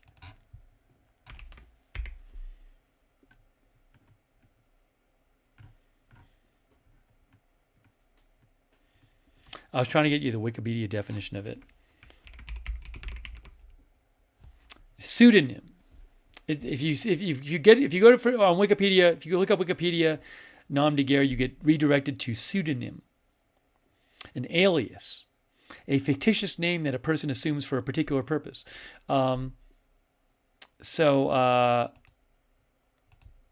Anyways, now that I've spent all that time talking about that, really quick, it's really tangential. The extent of his transformation from jihadi extremist to would-be state builder is now put to the test. Okay? For the first time after 50 years of Assad family rule in Syria, it is an open question how Syria will be governed. Syria is home to multiple ethnic and religious communities, often pitted against each other by Assad's state and years of war. Many of them fear the possibility that Sunni Islamist extremists will take over. The country is also fragmented among disparate armed factions, and foreign powers from Russia and Iran to the United States, Turkey, and Israel all have their hands in the mix. What's going to happen there?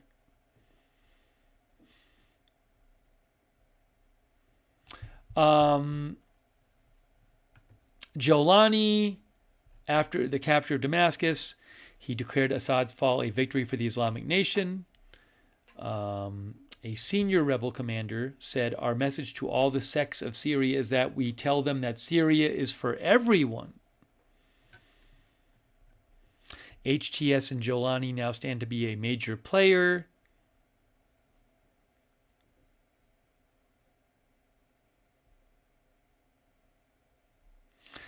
He has sought to polish the image of his de facto salvation government that has been running Idlib in the northwest to win over international governments and reassure Syria's religious and ethnic minorities. And he has built ties with various tribes and other groups. Along the way, he has shed his garb as a hardline Islamist guerrilla and put on suits for press interviews, talking of building state institutions and decentralizing power to reflect Syria's diversity. I'm not going to read the whole thing, but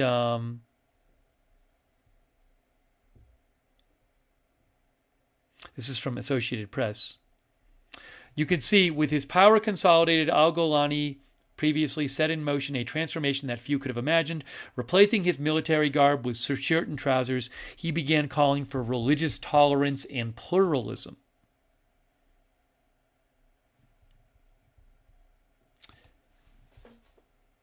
So, what is this? If HTS is a big part of the new government, how tolerant are they going to be?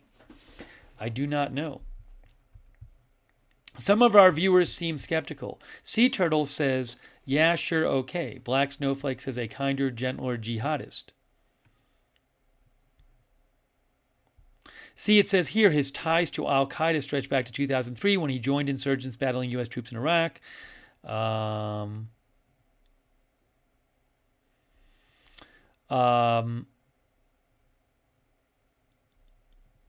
Hold on a second here. Al-Qaeda formed the extremist Islamic State of Iraq, led by Abu Bakr al-Baghdadi. In 2011, a popular uprising in Syria began. Al-Baghdadi of al-Qaeda in Iraq sent Jolani to Syria to establish a branch of al-Qaeda called the Nusra Front. The U.S. labeled that new group a terrorist organization.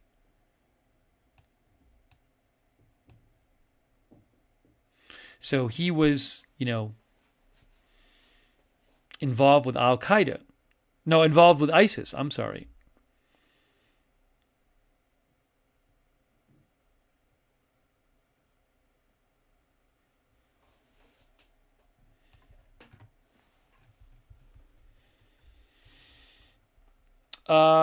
Spartiate says, remember, the wolf changes his fur, but not its nature. Warco says, let's see how nice he is when the oil money comes in. Let me read some of your comments here. Sea Turtle thinks he swayed Biden. Biden's going to send him millions. Our viewer P-Town says, this all sounds like good stuff, big if true. Jay Bowen says, so we're just meant to believe he's changed to be a good guy now? Look, if he's maybe what he's really interested in more than anything is power. Maybe he thinks that being more tolerant is the key to gaining power in Syria. I don't know. I don't know what his goals are.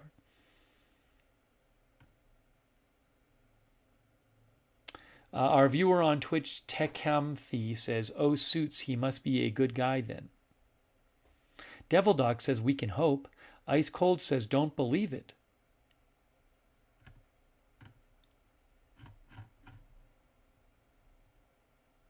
Thanks, by the way, to McLean33, who says, al-Jolani is an interesting character. He was captured in 2006 by U.S. forces in Iraq and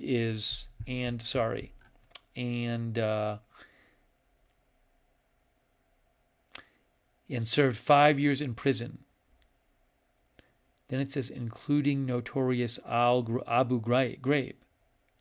Thanks, McLean33. Thanks also, Mr. M, social studies teacher, for your support. I appreciate that. Hey, I missed it. Thanks to Shaf for the gift memberships. It's really nice of you, Shaf. Thank you. I owe Shaf a thank you.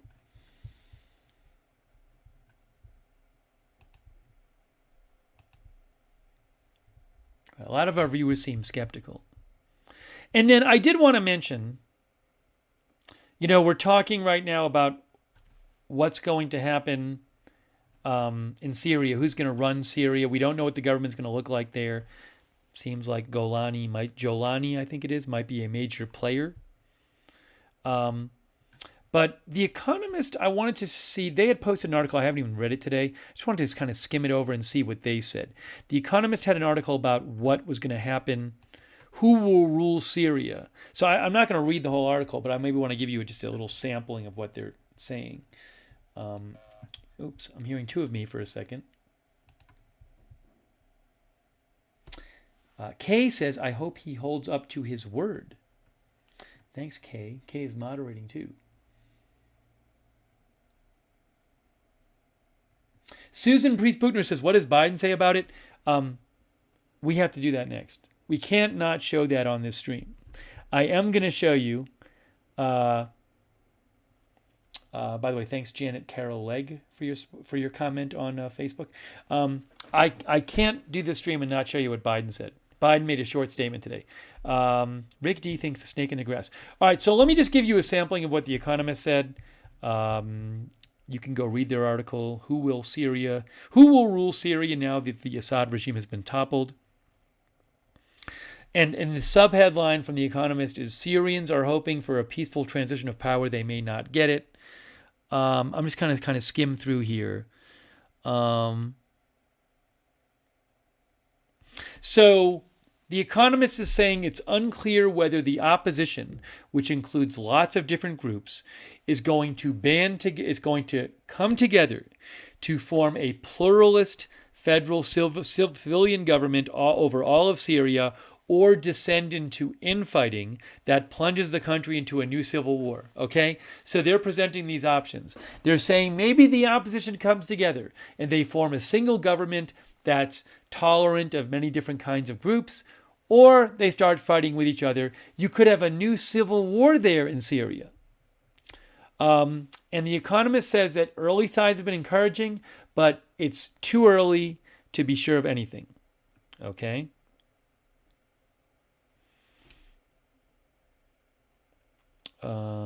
Let's see here.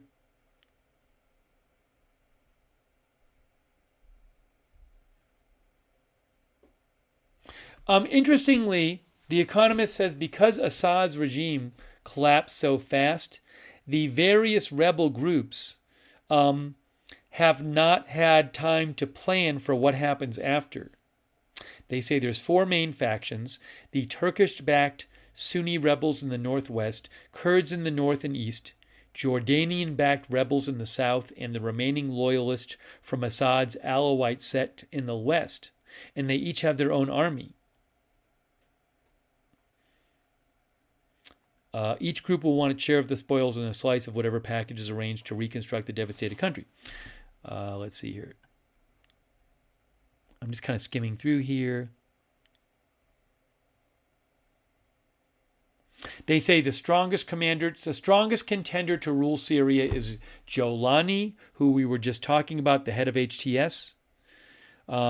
He has ditched his Islamic pseudonym, and now he's going by his name, I believe it's his birth name, President Ahmed al-Shara. So he's ditched the Jolani name, Abu Muhammad al-Julani. And he says he has no plans to impose strict Islamic codes. The Economist says his past as al-Qaeda's leader in Syria and his brutal suppression of rivals makes others wary. And they say it's going to be challenging to get others to accept his leadership. Let's see here.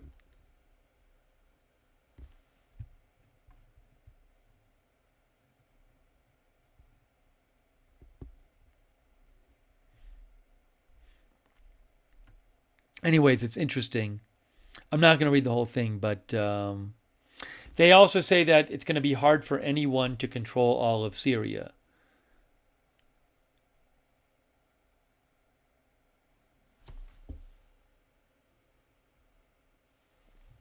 They talk about the Alawites on the near the Mediterranean coasts. They talk about the Kurds in the northeast, for example.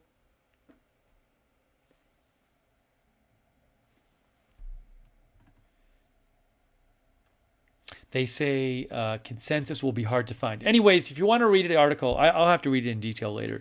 You can go to The Economist and look up who will rule Syria now that the Assad regime has been toppled. But they seem skeptical.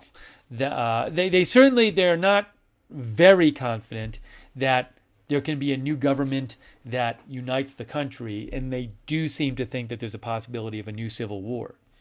So, something to look out for. One of our viewers just mentioned Syrian oil. I have to admit, if I remember right, didn't the Syrian oil industry really fall apart during the Civil War? And aren't they producing like a tenth of what they used to? If you look at Wikipedia, petroleum industry in Syria, it's a major part of their economy. Okay, before the Syrian Civil War, it accounted for 25% of the state's revenue. It's a relatively small oil producer. It's not a major oil exporter by Middle East standards. The oil sector has been hit by the civil war and sanctions imposed on Syria.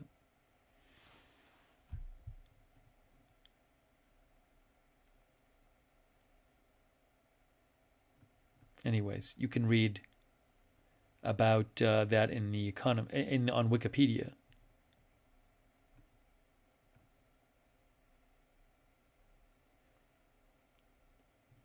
Yeah, so look at here.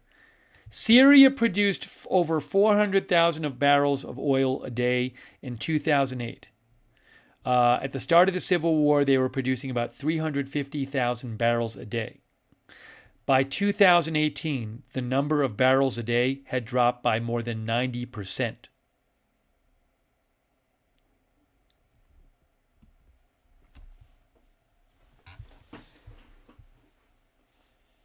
Super Chad says Syria does seem to be the world's chessboard. I'm expecting a Chinese presence.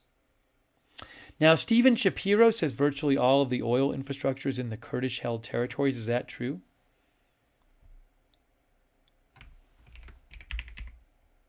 That I do not know.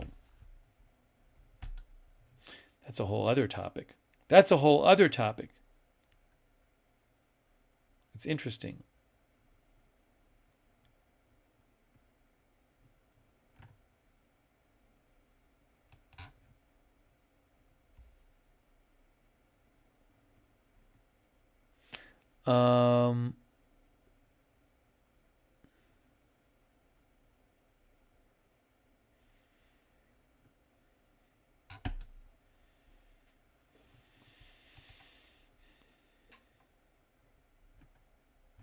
Maybe we'll talk about that more in the future.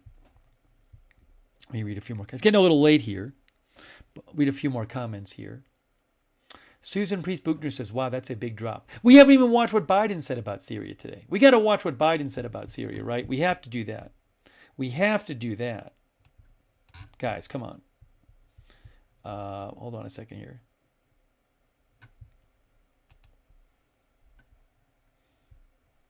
Give me one moment. I appreciate you watching the broadcast, and especially after I had to restart it due to the technical difficulties. But knock on my desk, they seem to be doing. We seem to not have had problems this stream.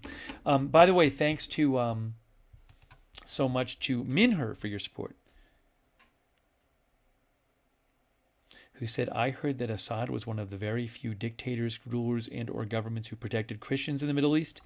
I think the Christian population in Syria is about, 2%? Am I right? Yeah, according to Wikipedia, it's around 2%, or maybe was. Wikipedia says the proportion of Christian residents in Aleppo, Christian residents went from 12% pre-war to 1.4% in 2023.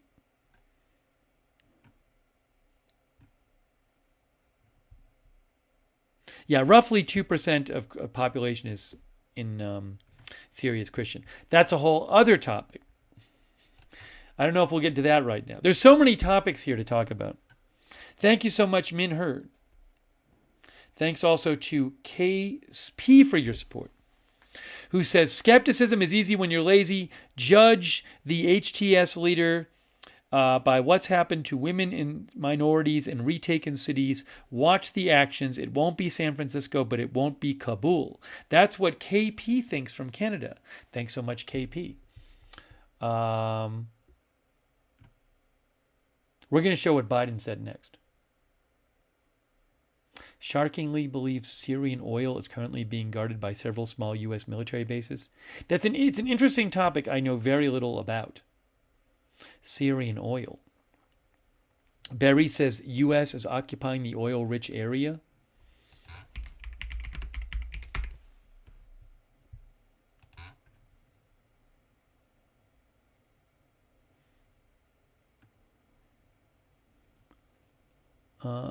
I just don't know enough about it.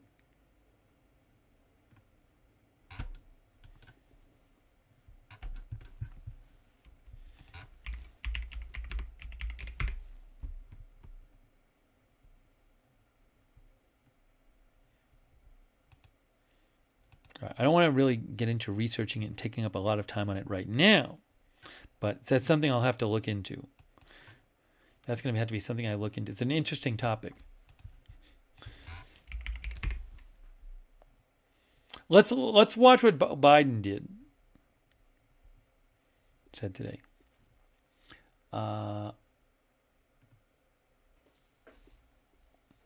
What about American military in Syria? I believe there's about 900 troops there. I'm not aware of anything different going on with them. You know what? Let's play what Biden said. Let's play what Biden said today. I want to play that for you.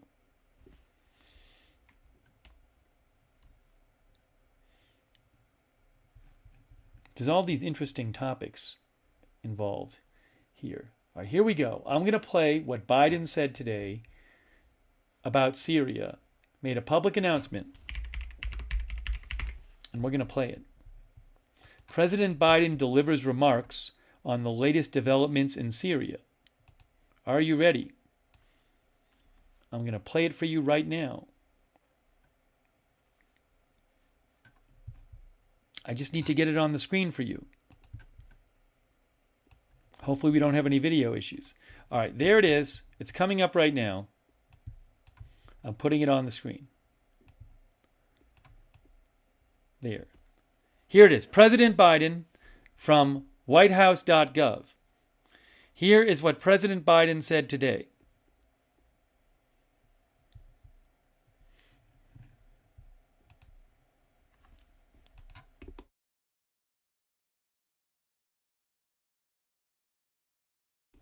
It was muted. I have to unmute it. I have just unmuted it.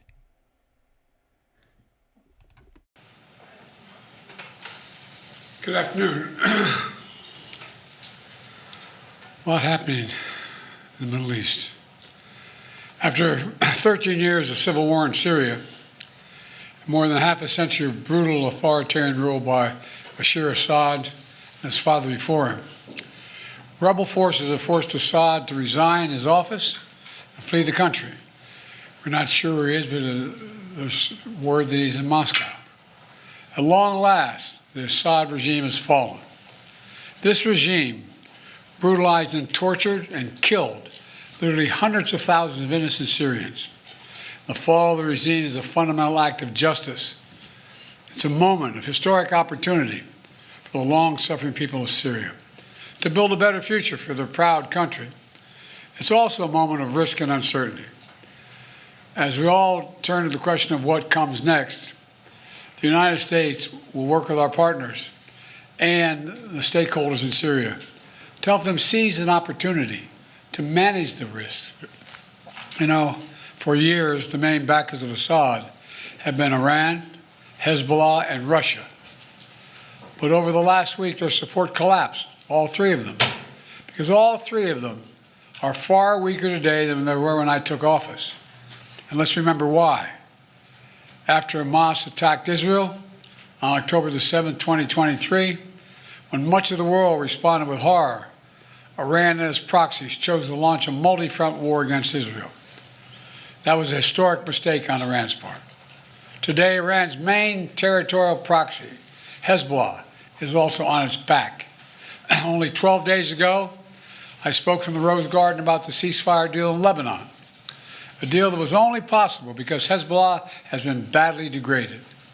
Meanwhile, Hamas has been badly degraded as well. Iran's own military capabilities have been weakened. Iran tried 2 times to attack Israel, and the United States and built a coalition of countries to directly defend Israel and help defeat those attacks. All this made possible for Iran and Hezbollah to continue to prop up, impossible, I should say, for them to prop up the Assad regime. Additionally, Russia's support for Assad also failed. And that's because Ukraine, backed by our American allies, has put up a wall of resistance against the invading Russian forces, inflicting massive damage on the Russian forces. And that has left Russia unable to protect its main ally in the Middle East. Excuse my cold. The upshot for all this is, for the first time ever, neither Russia nor Iran nor Hezbollah could defend this abhorrent regime in Syria.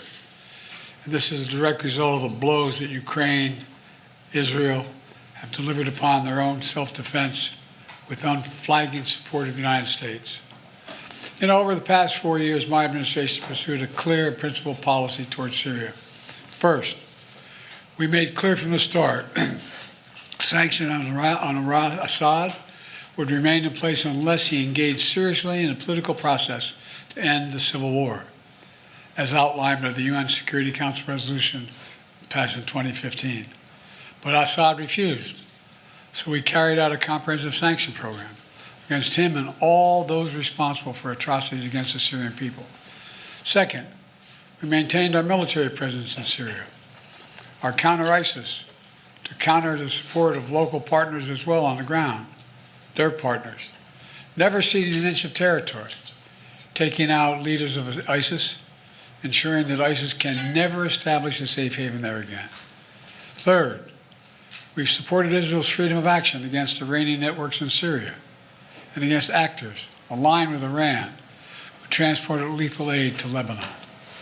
And when necessary, ordered the use of military force against Iranian networks to protect U.S. forces. Our approach has shifted the balance of power in the Middle East. Through this combination of support for our partners, sanctions, and diplomacy, and targeted military force when necessary, we now see new opportunities opening up for the people of Syria and for the entire region. Looking ahead, the United States will do the following. First, we'll support Syria's neighbors, including Jordan, Lebanon, Iraq, and Israel, should any threat arise from Syria during this period of transition. I will speak with leaders of the region in the coming days. I had long discussions with all of our people earlier this morning.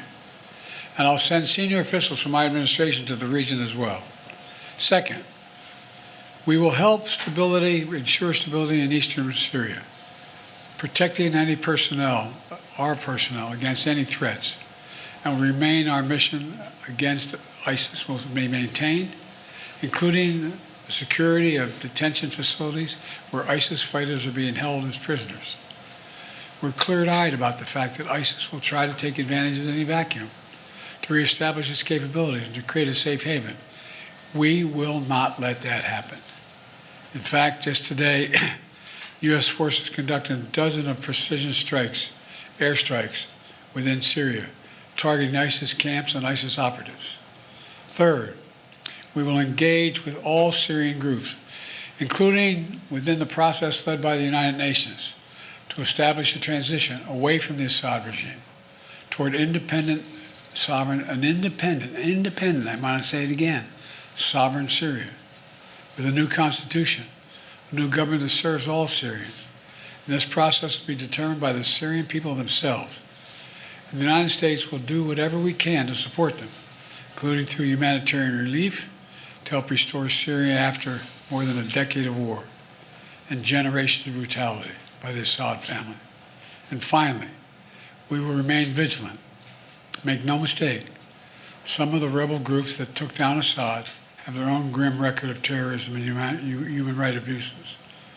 We've taken note of statements by the leaders of these rebel groups in recent days, and they're saying the right things now. But as they take on greater responsibility, we will assess not just their words, but their actions.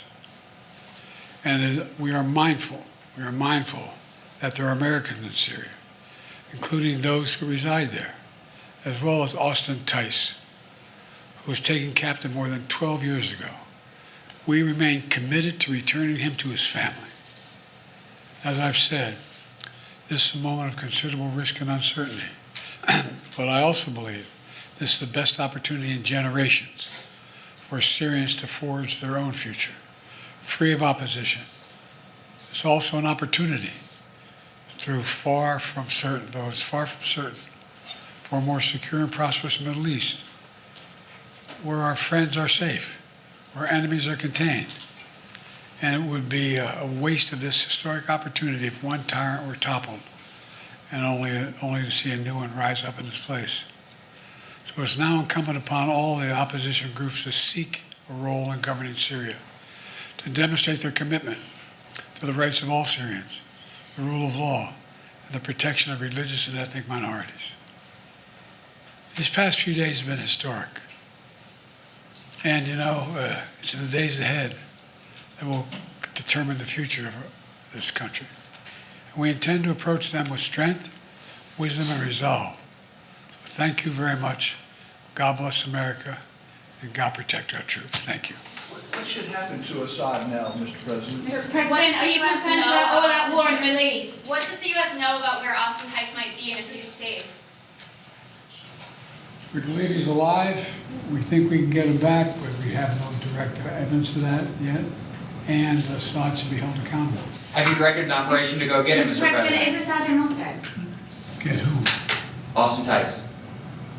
We won't want to get him out. Yes, sir. We have to identify where he is. Thank you. Thanks, sir.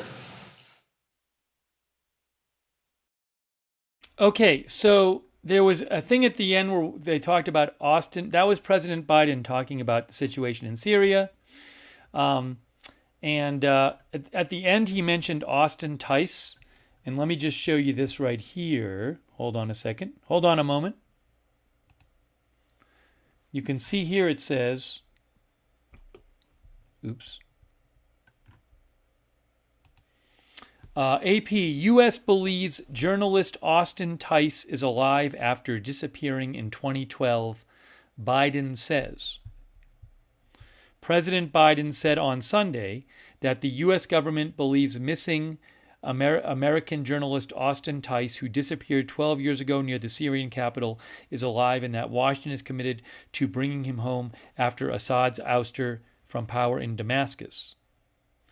Biden said officials must identify exactly where Tice is after his disappearance at a checkpoint in a contested area west of Damascus. Tice who is from Houston, has had his work published by the Washington Post, McClatchy newspapers, and other outlets. A video released weeks after Tice went missing showed him blindfolded and held by armed men and saying, "Oh, Jesus." He has not been heard from since. Syria has publicly denied it was holding him.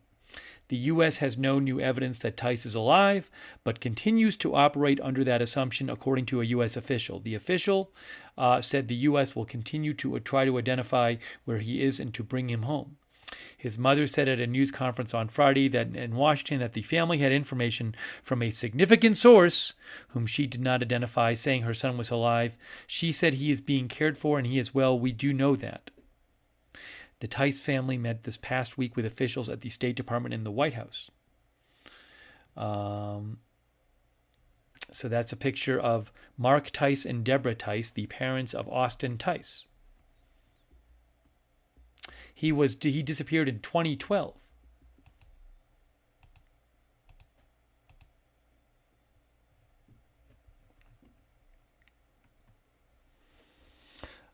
Puppet String News thinks Biden's words are empty. Our viewer said, Mama Yoli says, dang, 12 years. Yeah, he's been missing for 12 years. Maybe he's alive and he will come back now that the Assad regime is gone. I have no idea. Something to keep an eye on.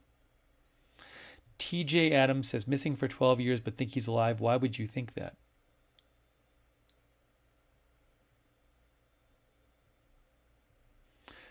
Biden said, we think we can get him back while acknowledging we have no direct evidence of his status.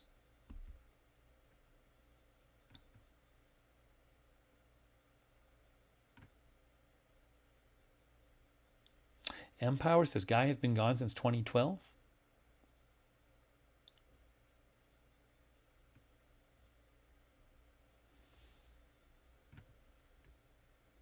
And he did say, Biden, in his speech today, or his remarks today about Syria, that they would wait and see, that the U.S. has been encouraged by some of the comments made by rebel leaders, by the rebel groups, I think specifically, about being tolerant of different ethnicities and groups in Syria, but the U.S. will see what their actions are. Thanks, by the way, to KP for becoming a new member. Thanks, KP. Wow. Let me take a few more comments here. ShadowNet says, maybe they have proof of life.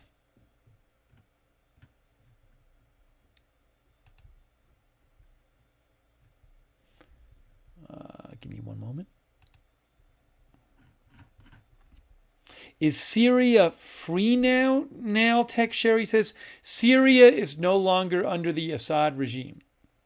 That we can say. What the new government will look like, we don't know.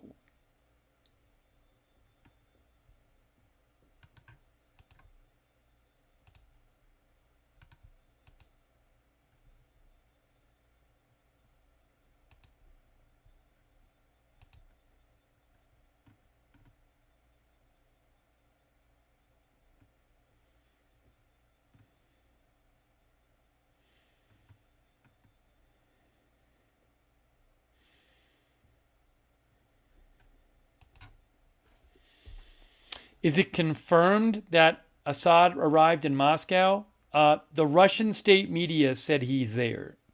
To me, that's good enough confirmation, because I don't know why they'd be saying that if he wasn't actually there. If you're looking for different confirmation, like a video of him standing in front of St. Basil's Cathedral, holding up a newspaper from today, we don't have that kind of thing yet.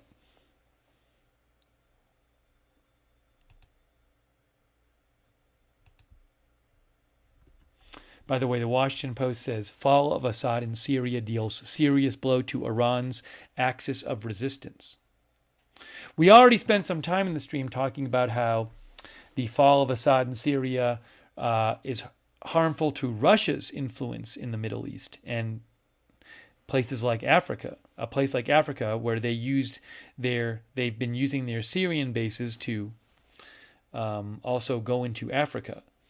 But this is talking about here, fall of Assad in Syria deals serious blow to Iran's axis of resistance.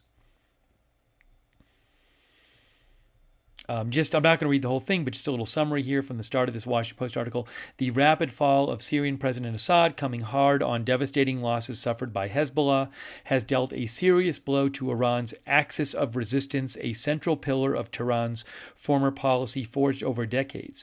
Through Syria's 13-year civil war, Iran devoted a great deal of blood and treasure to propping up the Assad regime, only to watch its investment fall in a matter of days.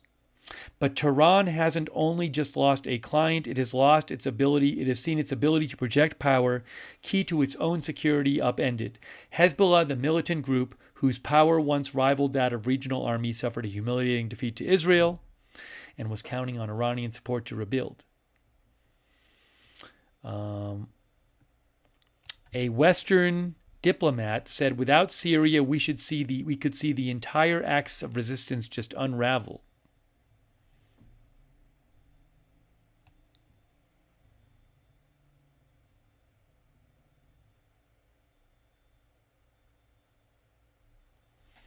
One expert here said Iran needs to rethink its strategy of proxies, having other groups do its work for it. The proxies have become more of a liability than an asset. As officials in Tehran spent money on far-flung militias, like Hezbollah, for example, they told Iranians that the network provided a layer of protection. It allowed them to fight their adversaries abroad rather than at home.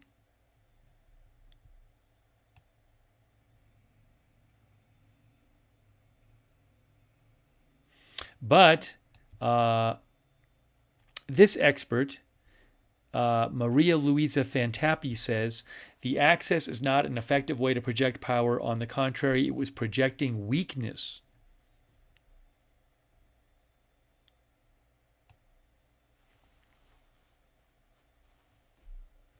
Anyways, I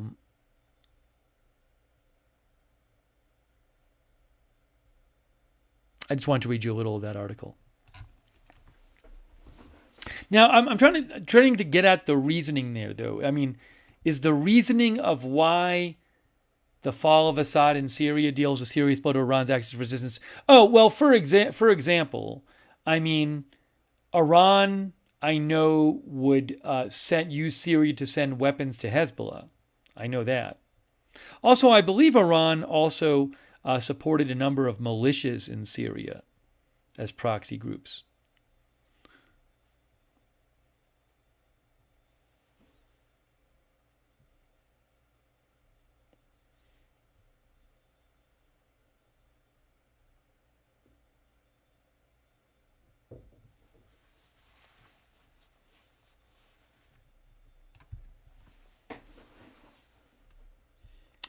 Nick Jazz says, much love to the Syrian people.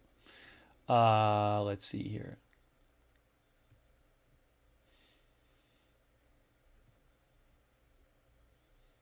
John Q. Public says, what will Assad do now that he is jobless and homeless? Well, I guess he's living in Russia.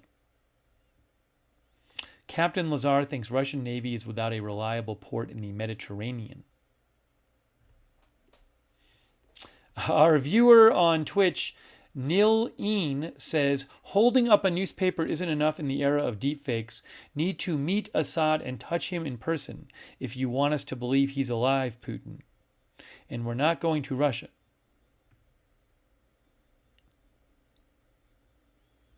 ShadowNet says the Islamists in Syria will not unify just like Afghanistan. Steve thinks these rebels are ISIS and al-Qaeda, and they are supported by Turkey.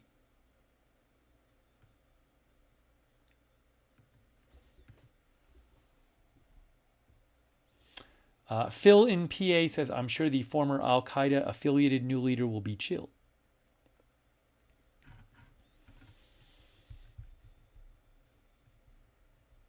Mama Yoli says, I'm sure Assad took money and has secret accounts. All right, you know what?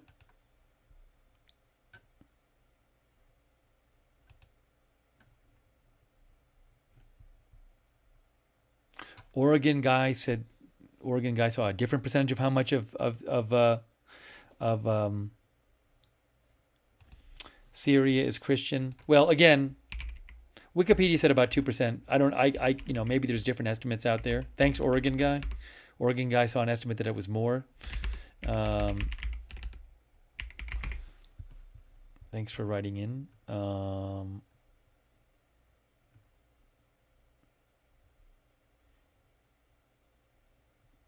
I saw a couple other websites that say about 3%.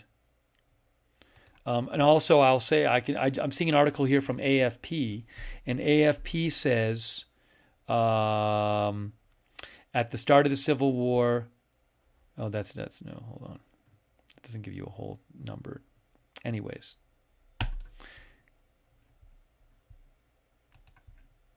And then religion in Syria from Wikipedia, they talk about Christians, and they say estimates of the number of Christians in Syria in 2022 range from less than 2% to around 2.5% of the Syrian population. You can get their sources over there.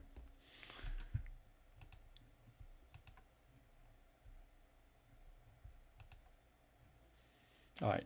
Can we get any cams from inside Syria, Joshua says? Not at the moment.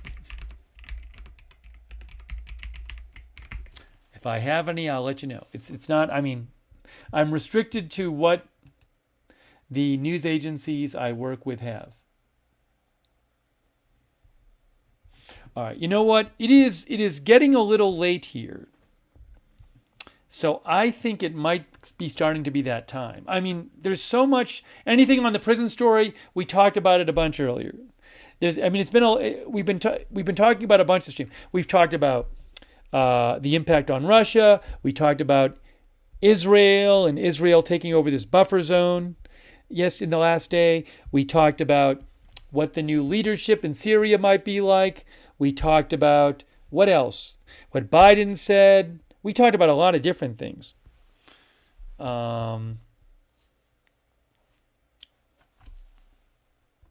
I feel like we're just kind of scratching the surface. There's so many different. We talked about Jolani and who he is. So there's so many different things to talk about. But we'll probably end up doing more coverage on this. But I think at this time, at 12:36 Central Time where I am, I think it might be time to wrap this up, and then we'll, I'm sure there will be new developments.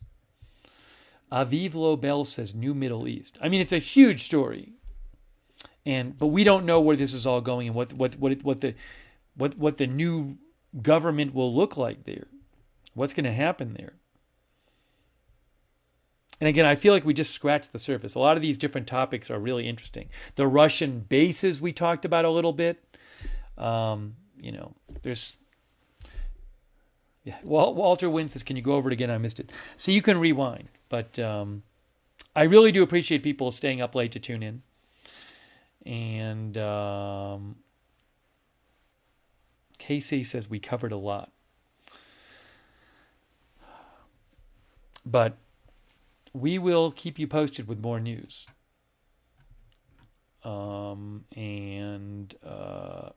Obviously there's more stuff we didn't cover, but I think it's time. It's our time. It's our time right now. I appreciate you watching. Subscribe, follow the channel, Agenda Free TV. We cover all kinds of live breaking news. Without an agenda, we will have more coverage when more big breaking news happens, and I'm guessing we'll have more Middle East coverage soon. And turn the notifications on so you know when I go live. Go live at any time, depending on what happens with the news. So turn the notifications on. Our moderators, we have our own notification system. It works awesome. It's free. Sign up to our notifications. Sign up once, you get a notification every time. It's free. We do it through Discord. The mods will post a link in the chat to those notifications. And you can find the link in the Facebook and YouTube description for this broadcast. I especially appreciate people tuning in again after our first stream tonight. Had technical difficulties. But hey, it seems like those difficulties are fixed. Let's hope that continues. I am in Mexico City. I am temporarily taking a little time here. It's a great city. But I'm using a makeshift setup here, so there can be technical problems. But fortunately, for now at least, those seem to be fixed. Speaking of which, I do have a personal channel, and I've been posting some streams on my personal channel from Mexico City. So if you're interested in those videos and streams, you can check out Lookner on YouTube and Looknerd on Twitch. There's the one I did today, earlier, right here. There I am in Mexico City. So feel free to check that out. Lookner on YouTube and Looknerd on Twitch with a D, and you can check those out if you want. By the way, thank you to our moderators so much for being here late night with us. I really, really appreciate it. They are awesome. They're the one that keeps the chat civil and respectful, really allows us to have chat rooms. So big thanks to you over there on YouTube, Ruth Krafasi, Roberts May Queen, all of our other moderators who've been there on YouTube. Thank you so much. I really, really appreciate it. Linda Belk and Larry on X. On Twitch, thanks to all the moderators who've been there. A Moment of Lovely, Surly Dev, Sarah, Idaho Star, and all of our other moderators over on Twitch. Thanks so much. And also on Facebook, thanks to all of our moderators over there, like Kay Lowry Body, Paul Anderson, Ronald Egnor, Margaret Riley. Hang on a moment here. Thanks, Driver, for watching from England. Yeah, I mean, you could do a whole stream on just the impact for Russia and the Russian bases and how it impacts their foreign policy, how it impacts their role in Africa is a whole other interesting question, which we didn't even really have time to get into, but maybe we'll get into on the next stream.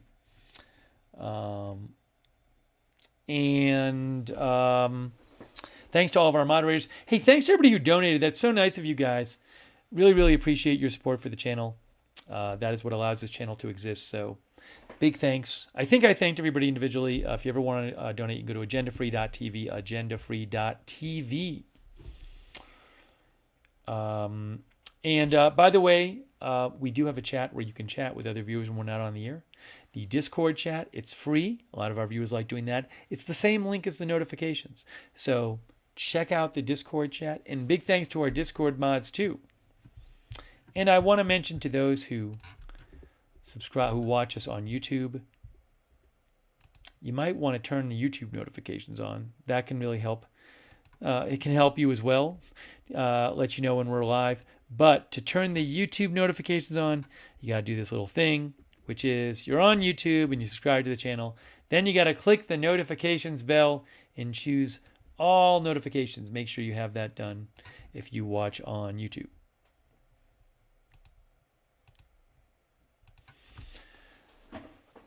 And I will post updates on my X account, which is @Lookner, which you see right there, @Lookner on X. You can follow me for breaking news updates, and I post updates about the channel, including when we're coming on the air and scheduling updates over there at Agenda Free TV on X. At Agenda Free TV. You can follow that too if you'd like.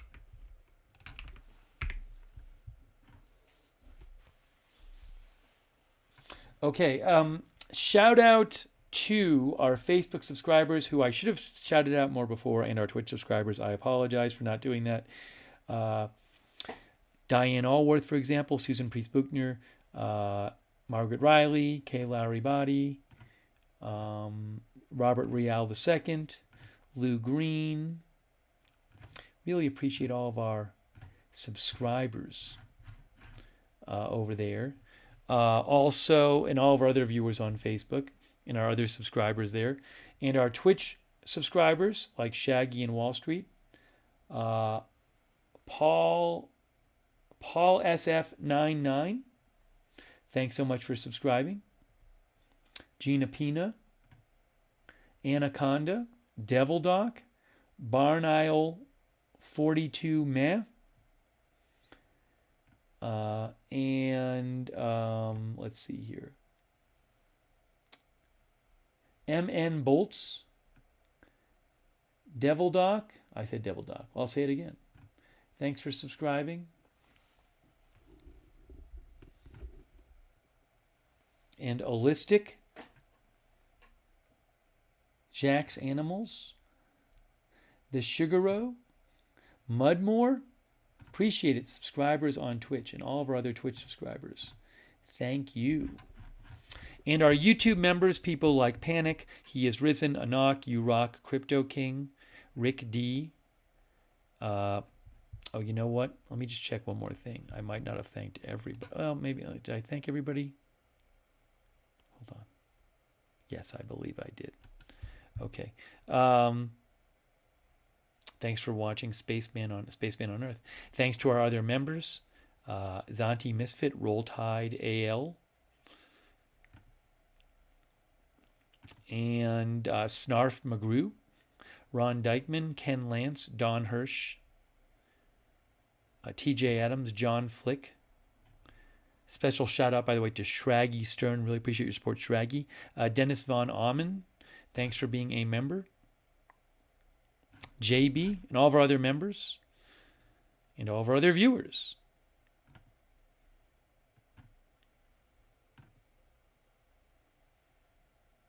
Lil Bro Victor, V Sober Anton, Toast and Loaf. And, you know, we might have some news soon on the CEO killer manhunt. I'm certainly keeping an eye on that.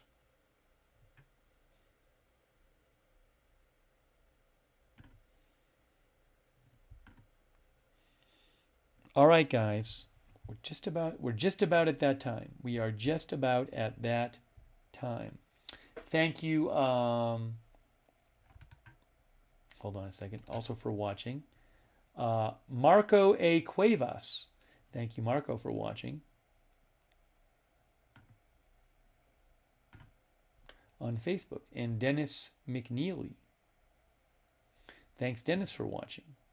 And D. Schmidt. All right, guys.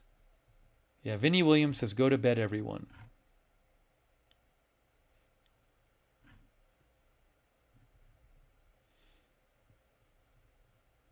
No, I'm not aware of like big new developments today in the hunt for the suspect in the CEO murder. So I am certainly keeping an eye on it. And if there's big developments, we'll cover it. All right, that is it for now. You've been watching our live update on Syria. Actually, we did two because the first one I had to stop early, and I labeled this one part 2. I got to label that one part 1. So thanks for bearing with me through the tech issue earlier. I'm glad we got that fixed, at least so far. So if you missed it, go back and watch part 1, and you have all this part 2 to watch. And we will keep you updated on big developments in the Middle East and elsewhere. That is it. Thanks, by the way, Chaz, Martin, Dinesh Kumar, and others watching. That is it for now. Thanks so much for watching. Thanks to our moderators. We will see you soon with more live breaking news coverage right here at Agenda Free TV.